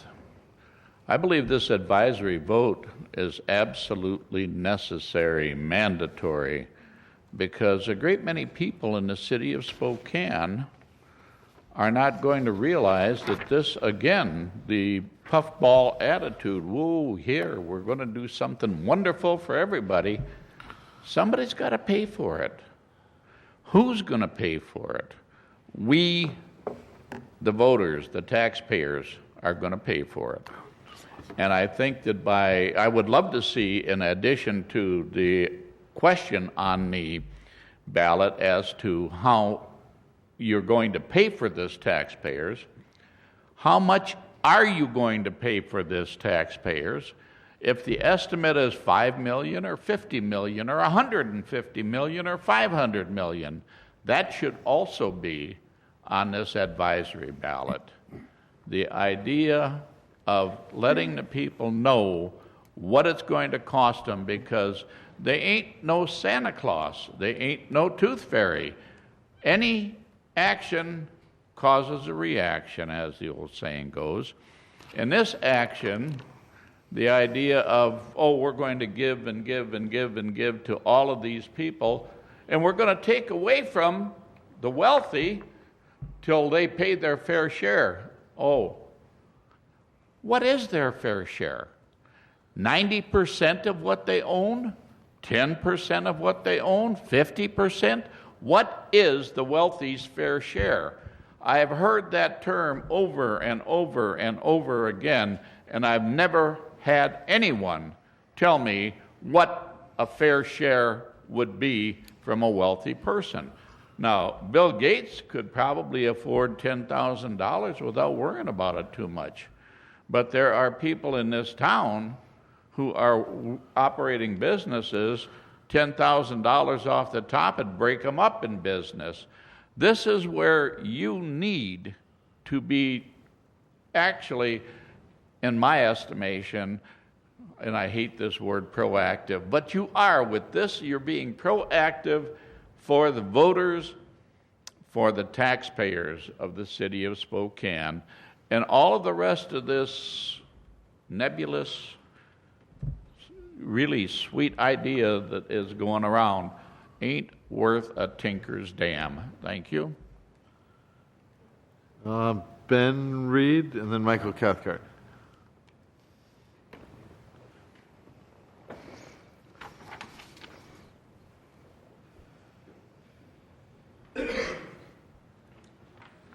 Hello, Council President, Council members. My name is Ben Reed, and I'm going to be a junior at Lewis and Clark High School in the fall. Now, I realize this fact of my age will cause many people around me to dismiss or diminish my opinion, but that is exactly why I'm speaking before you today.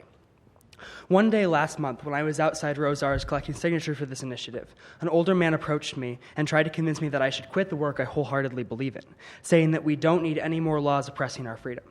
He did so because I was young and seemingly impressionable, and because he believed his opinion was more valid than mine. However, in doing so, he not only humiliated himself by claiming we have a free market, which we don't, he also brought to light the central issues addressed by the Workers' Bill of Rights. The initiative would help fix a system that, under the exact same working conditions, decrees that men are inherently worth more than women, and that some people deserve to be poor, working from paycheck to paycheck. The current system allows people in power to assign value to the livelihoods and voices of others, which brings me to the issue of advisory questions. As publicly elected officials, you have all been doing good work on the apprenticeship ordinance and the earned sick and safe leave ordinance. I hope that you will continue the good work. I hope that tonight you will not act in a way that makes you like that man. If you put the advisory questions on the ballot, your actions are no different than his. You will consciously diminish the value of the voices of the same people who put you into those chairs. If you trust them to choose your own political office, trust them to make the right decision on this initiative without your help, and don't insult them with advisory questions that clearly illustrate you believe their voices are worth less than yours. Thank you. Michael Cathcart and then Rick Schmidt.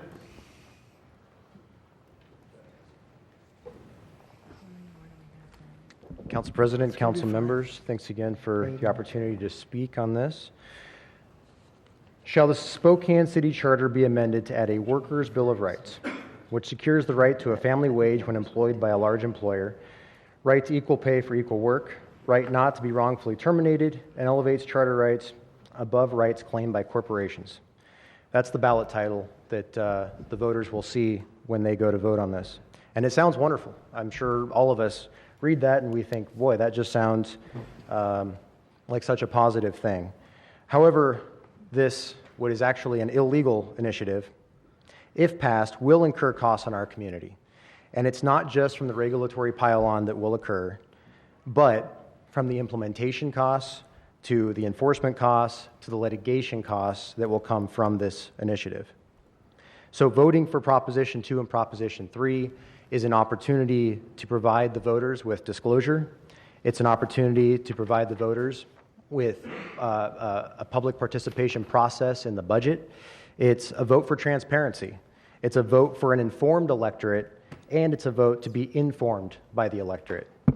So please give the people a say on how to pay. This is very, very important that the people have this ability. There's no voter guide that they will receive in the mail on this. There's no fiscal impact statement to explain a lot of this. So this is really a very important tool and resource for you to make decisions on how to pay for this and for the voters to understand the true impacts of this initiative. Thank you very much. Rick Schmidt. David, oh, you are here, Mr. Schmidt. Okay. Then David, you're up next. Council President Ben Stuckert, council members. I'm not Rick, I'm Patrick Davidson. Rick hadn't signed up and I didn't get a chance to sign up, so he gave me his spot. I'm against you putting the advisory descriptions or your essentially your directions on how to vote on the initiative. Or if you're going to do that, then you just as well also you could consider, well, you know, if we increase salaries, if we pay women and men equally, there will be increased revenue, there will be a bigger tax base, there will be more money made by the city, and it won't cost anything. It's all conjecture. And when you make these conjectures, I think it's unfair to prejudice the voters. Thank you. And Mr. Brookbank, and then Kai.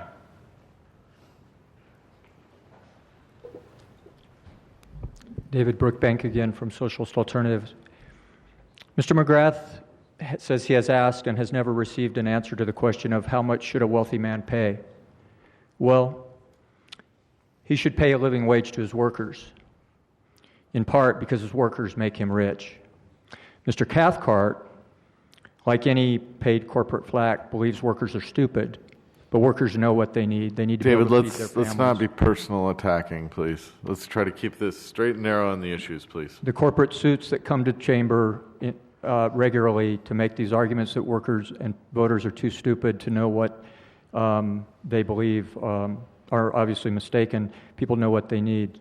I need a couple more seconds as I lost some time there. But 2 weeks ago in this chamber, the Spokane community was provided the opportunity to witness a citizen politician at his finest, standing up for what is right, even in the face of organized hate, in the face of people intent on making his political career a short one, in the face of dirty political tricks. I'm talking about Council President Ben Stuckert's impassioned stand on behalf of the right of all of us to be free of an immigration witch hunt carried out by police and other city officials.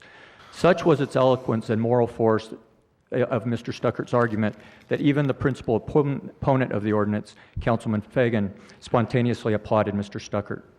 With respect to tonight, Mr. Stuckert's impassioned plea 2 Mondays ago hearkened to a second moral element in the often amoral world of political cutthroat politics.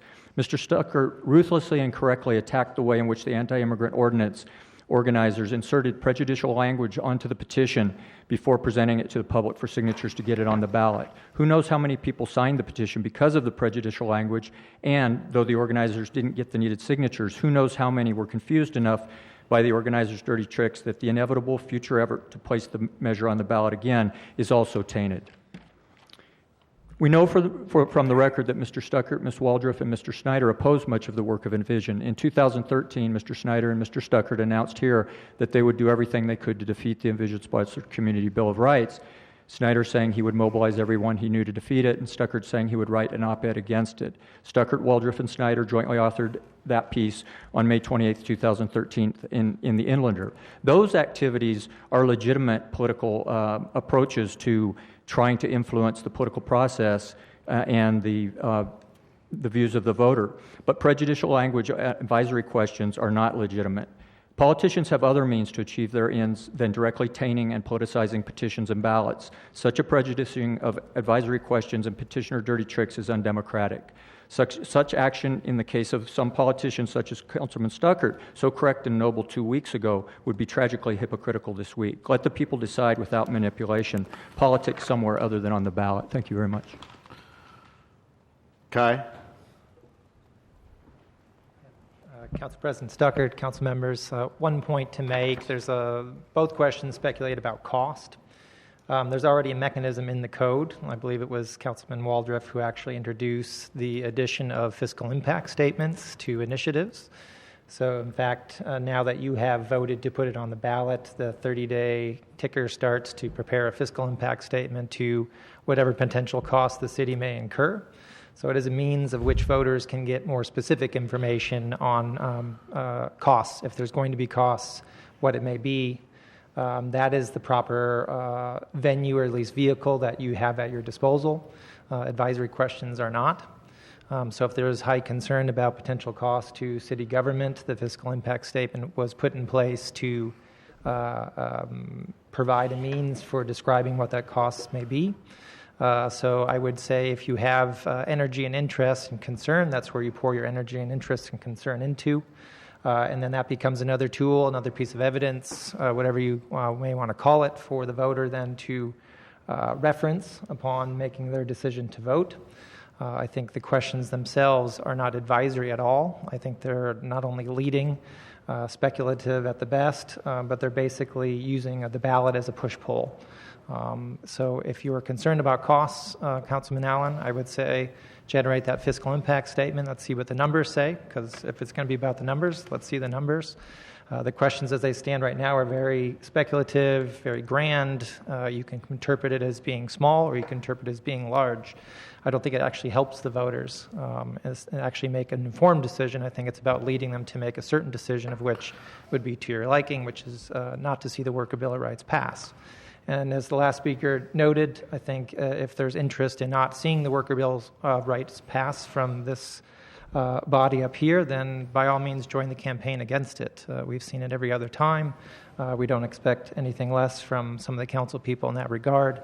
But advisory questions is not the place for it. I think the fiscal impact statement is a place of which you can explore whatever potential costs there may be.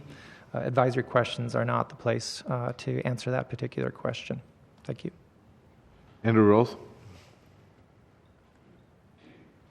And then after Andrew is Mr. Reed, and then we're done. Council President, members of council, I'm Andrew Rawls. I'm on staff at the Downtown Spokane Partnership. Thanks for the opportunity to comment tonight on the advisory questions. And on behalf of the DSP, I ask for your support of the addition of advisory questions. There may be a reasonable parallel to draw between the Worker Bill of Rights and the statewide class size initiative that was referenced a few minutes ago. It was passed by the public with limited information on cost, and the legislature this past session, when grappling with the now evident actual costs, opted to delay its implementation. With respect to the well-intentioned motivations behind the Worker Bill of Rights, it's not properly framed as it currently is. And the proponents in their passionate arguments have made little or no effort to understand what costs are being passed on to Spokane's businesses and Spokane's government. They, over the past 6 years, have had opportunity, several years, to do these sorts of things, and they've not. In the absence of printed voter guides or cost estimates on how this will impact businesses and city finance, voters will be making a decision likely on what merely sounds good. Putting aside the question of the very constitutionality of the Worker Bill of Rights, the advisory votes would appropriately frame the initiative in terms of costs in comparison to limited, finite resources that you will have to grapple with every day in your capacity as elected officials. Thank you. And Mr. Reed.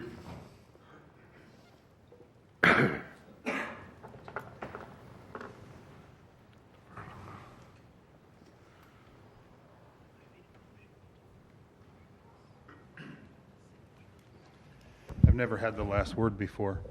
In every couple years, we come here to ask you to do what the legal and only option is, because we do the work to meet and exceed every legal obstacle.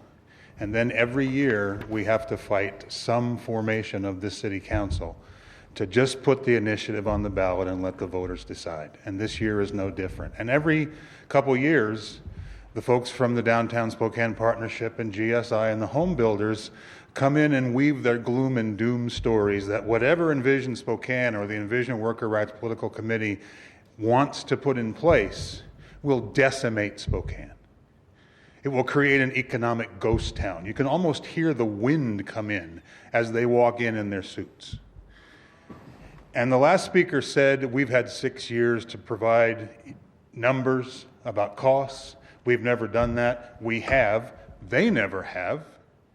And every year, some form of this council has come up with the idea that, oh, there will be costs. We guarantee it, and so we must, out of our great concern for the voters, make sure they know what they're voting for.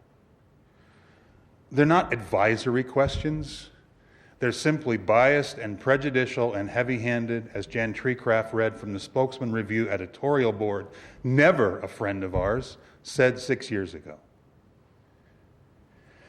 The language of the initiative and referendum ordinance that this council passed, and I know you all were not on the council when it was passed, has very clear intent about prejudicial language. And while it's not about the advisory questions that a council may try and put on the ballot, I would suggest to you that if you vote for these, you are violating the very spirit of the initiative and referendum ordinance, which is in the municipal code, which governs your doings. And I quote, "The description must not create prejudice either for or against the measure," etc., etc.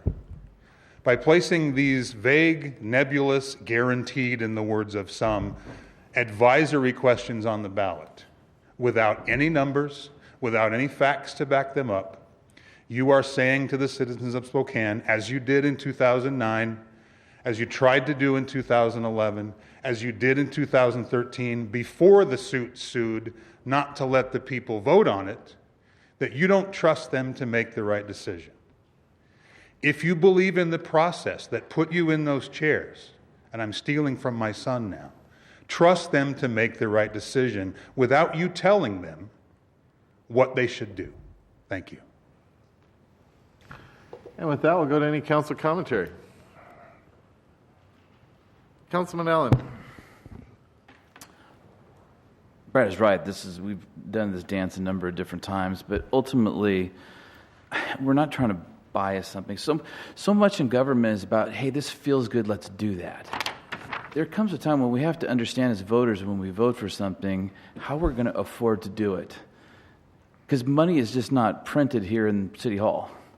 I mean, if this ballot and this issue is so good and people really want it, then they'll pay for it. All I'm looking for is, if they want it, how do you want us to pay for it? And you can say, well, they don't know what the costs are. You know, we already have the hearing examiner's comments that this ballot is illegal based upon what the Constitution of the state is. So there's a lawsuit right there, which is probably already into the hundreds of thousands of dollars. Not to mention implementation and monitoring and all the other pieces that go with it if it is enacted. So I do not think it's unfair to ask the question is, if this was what the citizens want and it's their so desired, how are we going to implement the plan? And that's all I'm looking for. Councilman Fagan. Thank you, Council President. This is a tough one for me. It's a tough one for me because this is what I do on a state level. This is what I do for a living. I'm a co-director, co-founder of Voters Want More Choices, and along with my partners, my father Jack Fagan and Tim Eyman on the west side, this is what I do. Now last week, when we were talking about respect for the people that signed the initiative, I meant that. I really did. Because I'm telling you, being out there on the street, collecting signatures for whatever effort it is that you are doing, it's a hard thing to do. It truly is. There's a lot of harassment that occurs. You run into issues. Believe me, the proponents know exactly where I'm coming from. One of the reasons why I am supportive of advisory questions here is because now that I'm an elected official also, one of my primary functions is, again, protecting the people's constitutional rights, engaging in things like public safety, and even though I'm going to use this in a different context than what you would normally hear it, we're also involved with protecting the public trust. I'm not talking about properties. I'm talking about trust, the word, in general. And there are 212,350 citizens in the city of Spokane that entrust their mayor, their city council, their judicial system, the three branches of government, to take care of the business for them. Now, this is not the first time that the proponents of Envision Spokane have come forward with an unconstitutional or illegal effort, if you will.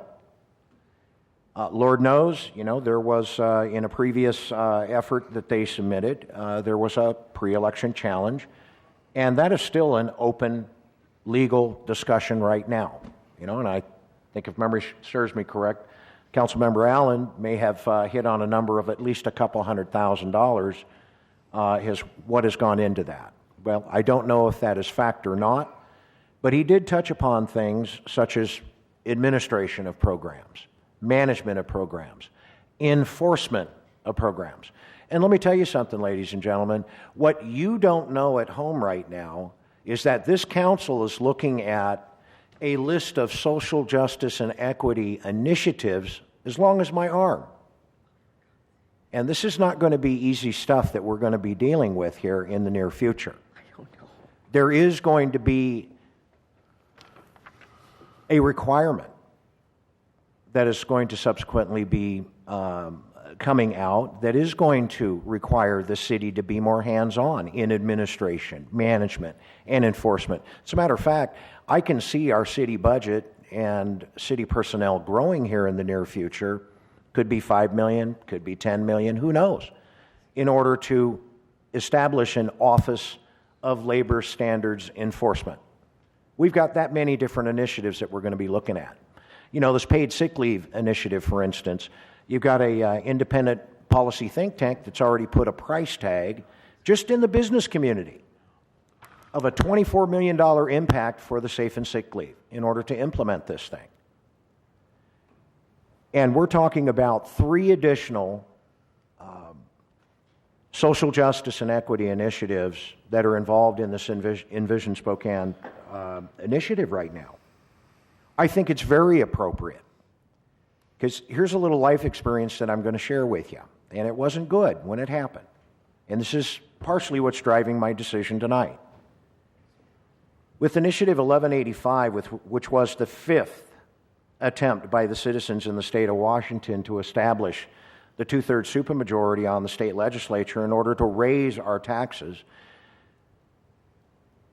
was challenged and went to the Supreme Court level where it was ultimately overturned.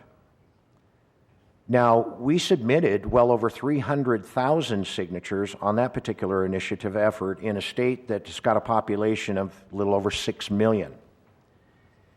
When the people voted yes on Initiative 1185, there were over 1.9 million votes yes for 1185 to establish that supermajority requirement to raise our taxes. So when that particular initiative got challenged in court and then subsequently overturned, I heard and felt the collective gasps and anguish from those who supported it. Again, pretty close to 2 million. I mean, this was pretty popular. It passed with 68% in all the counties in our state and in just about every legislative district in the state. I believe it was like 44 or 45 legislative districts out of 49. So the pain and anguish was definitely felt. I'm looking at my support for these advisory votes here as something along the lines of damage control, really. Because like I said, we've got 212,350 citizens in this city. And believe me, I have the utmost respect for those folks that signed that petition, but we're talking about 2,500 people, 2,600 people in signature verification. So again, based upon some of the things that I do foresee happening in the future, with the potential for establishing this Office of Labor Standards Enforcement, I just don't see how this council is going to be able to make these social justice and equity initiatives work that they have in mind. So that is going to cost the taxpayer a lot of dough. Again, this initiative has already been determined by our hearing examiner to be illegal, unconstitutional, and outside city scope. It is multiple subject. There isn't a day that goes by here at City Hall that this council, and I'm sure the mayor's office, doesn't get lambasted by the general public because of our communication deficiencies. Couple that with the fact that we know that our county auditor, unfortunately, has not been able to put out a publicized or a paper voter's pamphlet. So there's going to be a lot of work for whatever campaigns get established on the pro and the con side of this particular issue here. But I'll tell you, in my opinion, the city can't do it by itself. Again, I'm going to be supporting these advisory votes tonight. Councilman Snyder. Well, I just want to thank folks for coming down and waiting this long to testify on this. It's been a long night. It's been over a 3-hour meeting. And we kind of joked a little bit about how we had a peaceful separation of the two neighborhood councils earlier on, and kind of congratulating ourselves for that. But I also want to congratulate, I think we also ought to congratulate ourselves on the ongoing dialogue of values about how we move our community forward, which this whole issue represents, and the fact that folks on both sides have come down tonight and given heartfelt testimony regarding that. I think it also speaks strongly of our initiative process, the fact that we do have one and that it can be healthy and bring these types of discussions to us. But I'm worried about the strength of that initiative process. I think we need to be treating initiatives equally, regardless of their content. That's what I've been striving to do since I've come on the council. It's really hard for me to listen to some of the things that are being said here, because I just wonder, would they be said about the Bikini Barista Initiative, which we were asked to treat differently and asked to pass into law without signature verification? Would they be asked of, say, the Children's Investment Fund that came forward a few years ago? Would they be asked about a climate change initiative? Or more specifically, would they be asked about the anti-immigrant initiative, which we're going to be talking about as soon as we're done with this issue? Will somebody be adding advisory votes to that? If the Community Bill of Rights was 37 voters short of making the ballot, would this council be asking for that initiative to go back for a recount? I kind of don't think so. I think at some point we either have to support the initiative process or just be honest about playing favorites with what we want and what we like that comes forward from the citizens. Personally, I believe that we should just get out of the way, that we should step back, and when the citizens complete the process as described by our laws, we should just let it happen. It's hard for me to hear Councilmember Fagan talk about his initiative and its day in court when he doesn't seem to want to have other people's initiatives have their day in court. The way it works here in the state of Washington is if you can get on the ballot and if you can get a vote, then we sort it out. But now we're being asked to do that differently. And we're being told that the costs will be astronomical if this thing passes. I think that's a lot of conjecture. I will tell you that there have been some costs around Envision Spokane already. Tens of thousands of dollars in costs, and that's us defending a lawsuit to keep it off the ballot. So we're already spending taxpayer money for the 2013 initiative. The city did not take that legal action, but outside parties, including Councilmember Allen, did, and now we're spending taxpayer money just to remain standing in the lawsuit, even though we are neutral.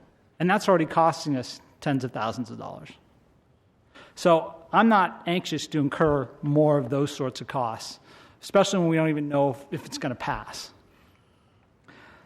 I also think that it's frustrating to me that we're going to be considering whether or not to give special treatment to the anti-immigrant initiative and send it through for another round of signature verification, even though it's been done multiple times, as Council President reported already, when we wouldn't do that to other initiatives.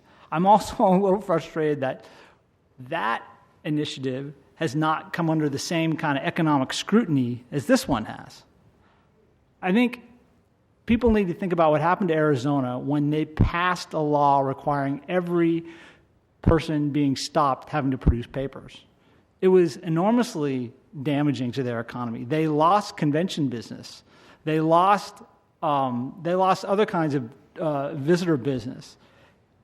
If the anti-immigrant initiative passes in the city of Spokane, who's doing the analysis of the economic impact of that?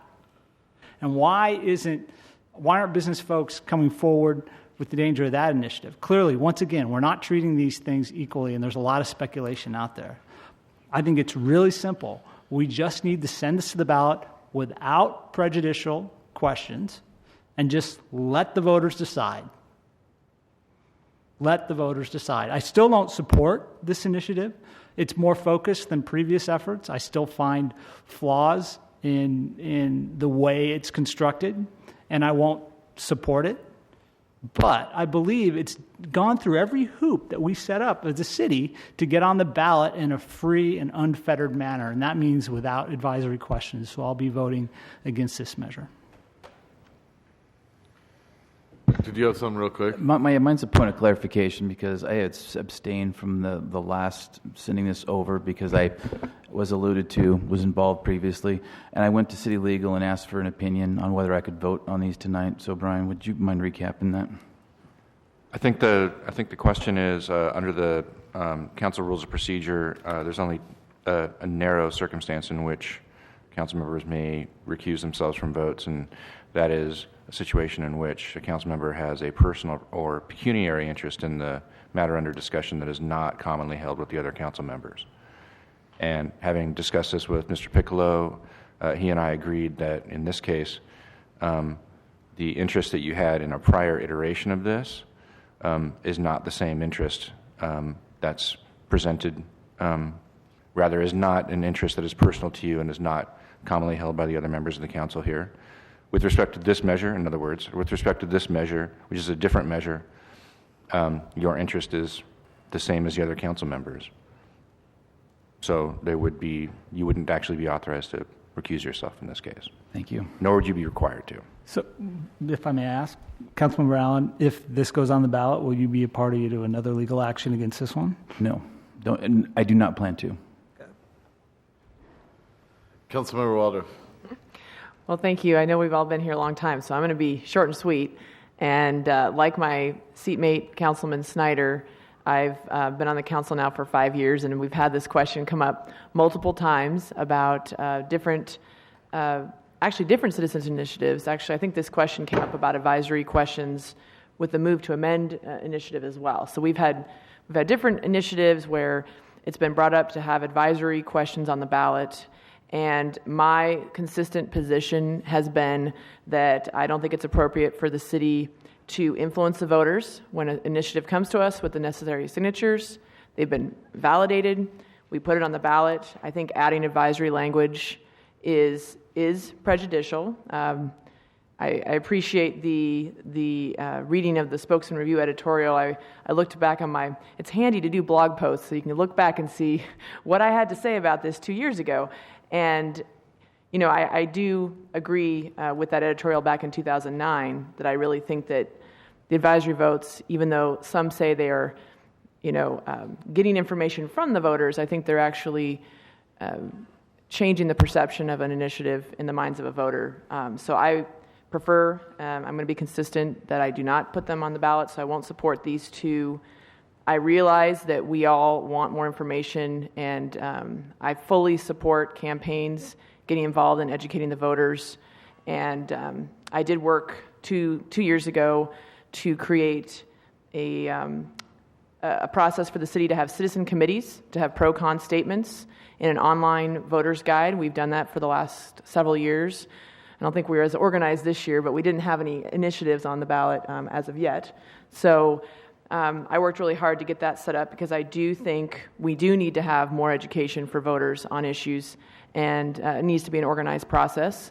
And again, I think that all other areas like editorials and campaigns are the appropriate venue for expressing why someone should or should not vote, or giving information about costs and looking at that information. So I'm just going to be consistent with my position. I don't like the advisory votes. I think it does sully the initiative process. Councilmember Stratton. So as I read through this, I could go down the list and say that, I definitely support living wage job opportunities for all citizens. I support equal pay for equal work. Done a lot of work talking to businesses about earned, safe, and sick leave and the ramifications with that. Gender pay equity, we have an ongoing task force that we just set up in the city to talk about those issues. What concerned me as I read through the Bill of Rights was the city's role in calculating the initial family wage within 6 months after the effective date and adjust the family wage each January 1 to reflect the change in the CPI and other responsibilities outlined in the Bill of Rights. I'm concerned about implementation, enforcement, and legal issues. I think as I read through this, I agree with all of it. I mean, it sounds wonderful, but it's going to cost money. It's got to come from somewhere. People need to realize that. And in this rare case, I believe it's appropriate to have some advisory information on the ballot so that citizens can not only educate themselves, but they can see the ramifications. Because sometimes I don't think we think about that. We want something, it sounds great, we vote for it, and then, oops, it's going to cost money, and where's that money going to come from? I do it all the time. So I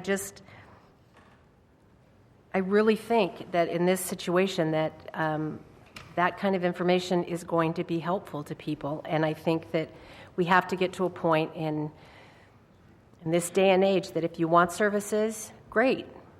How are we going to pay for it, and where's it going to come from? And so I will support the advisory notes on the ballot. I want to speak for just a few minutes. Councilmember Mumm, if you don't have anything, because you look like don't. you're like ready to call the question and vote. I was ready to call the question, but I'm a listener. I have to explain my tragic hypocrisy, though, Candace. I like that. It sounds good. Tragic hypocrisy. What frustrates me is the hearing examiner clearly said, Measure 4 is illegal, and here's how you fix it if you want a legal measure. And then I don't even know if we'd be having this conversation. That's what frustrates me, is when people... I helped work on that law that said the hearing examiner would examine it, look at the legality of the measures before us. And it's the same thing that frustrated me 2 weeks ago, is why don't... The hearing examiner said, sever number 4 and change the title of your measure, and then it will be legal. And then we could actually do a impact on fiscal analysis. But with a completely illegal measure that we have nothing over, there is no way to impact how big the lawsuit's going to be, if we're going to have to sue ourselves because it's a violation of state law, or if the Attorney General comes in. There's no way to impact that, but it will end up in a lawsuit because it is illegal. And we can't be the corporate right. It's, I'm frustrated with back to 1888 and the decision when the court clerk put in on corporations. And that was, a court clerk, not even the Supreme Court justice. But that's not why I ran for city council. And so I ran for city council for we're trying to deal with police issues. Today we had a 2-hour meeting about the police overtime budget. And I think it's hypocritical of me to not ask how much something costs when it's going to cost in lawsuits, implementation, and enforcement. That's one of the biggest things everybody asks is, well, you're working on sick leave, which is a workers' right issue, right?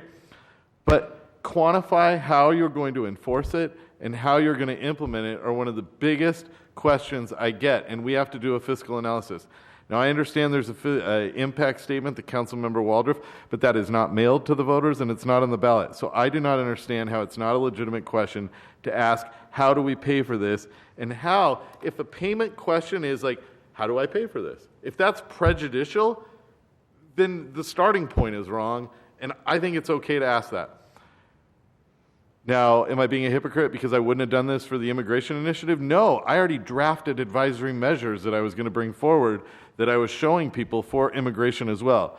The Children's Investment Fund was brought up, and we didn't do anything with that because that was in the title and in the description. It was a tax increase and told everybody how much more they would have to pay.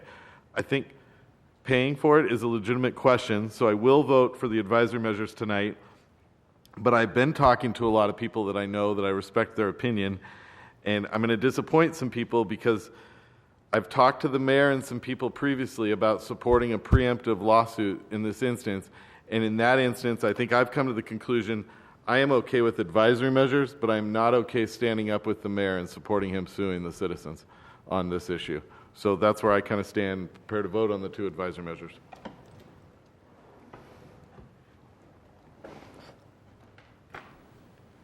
And they pass 4-3, and with that, we'll move to the last issue, which is Councilman Fagan's resolution. You bet. Do I have a 5-minute recess? You had the time to do it. We're almost past 10 o'clock. I would prefer that somebody make a motion to defer this to Thursday. I'll make a motion to defer this to Thursday. Second. All those in favor? Aye. Opposed? No. 5-2, it's been deferred till Thursday. Please have the language written up. With that, we have 2 people signed up for open forum. Mr. McGrath, you did not get in the first open forum, and did Mr. Brookbank? You're up. You're up after Mr. McGrath.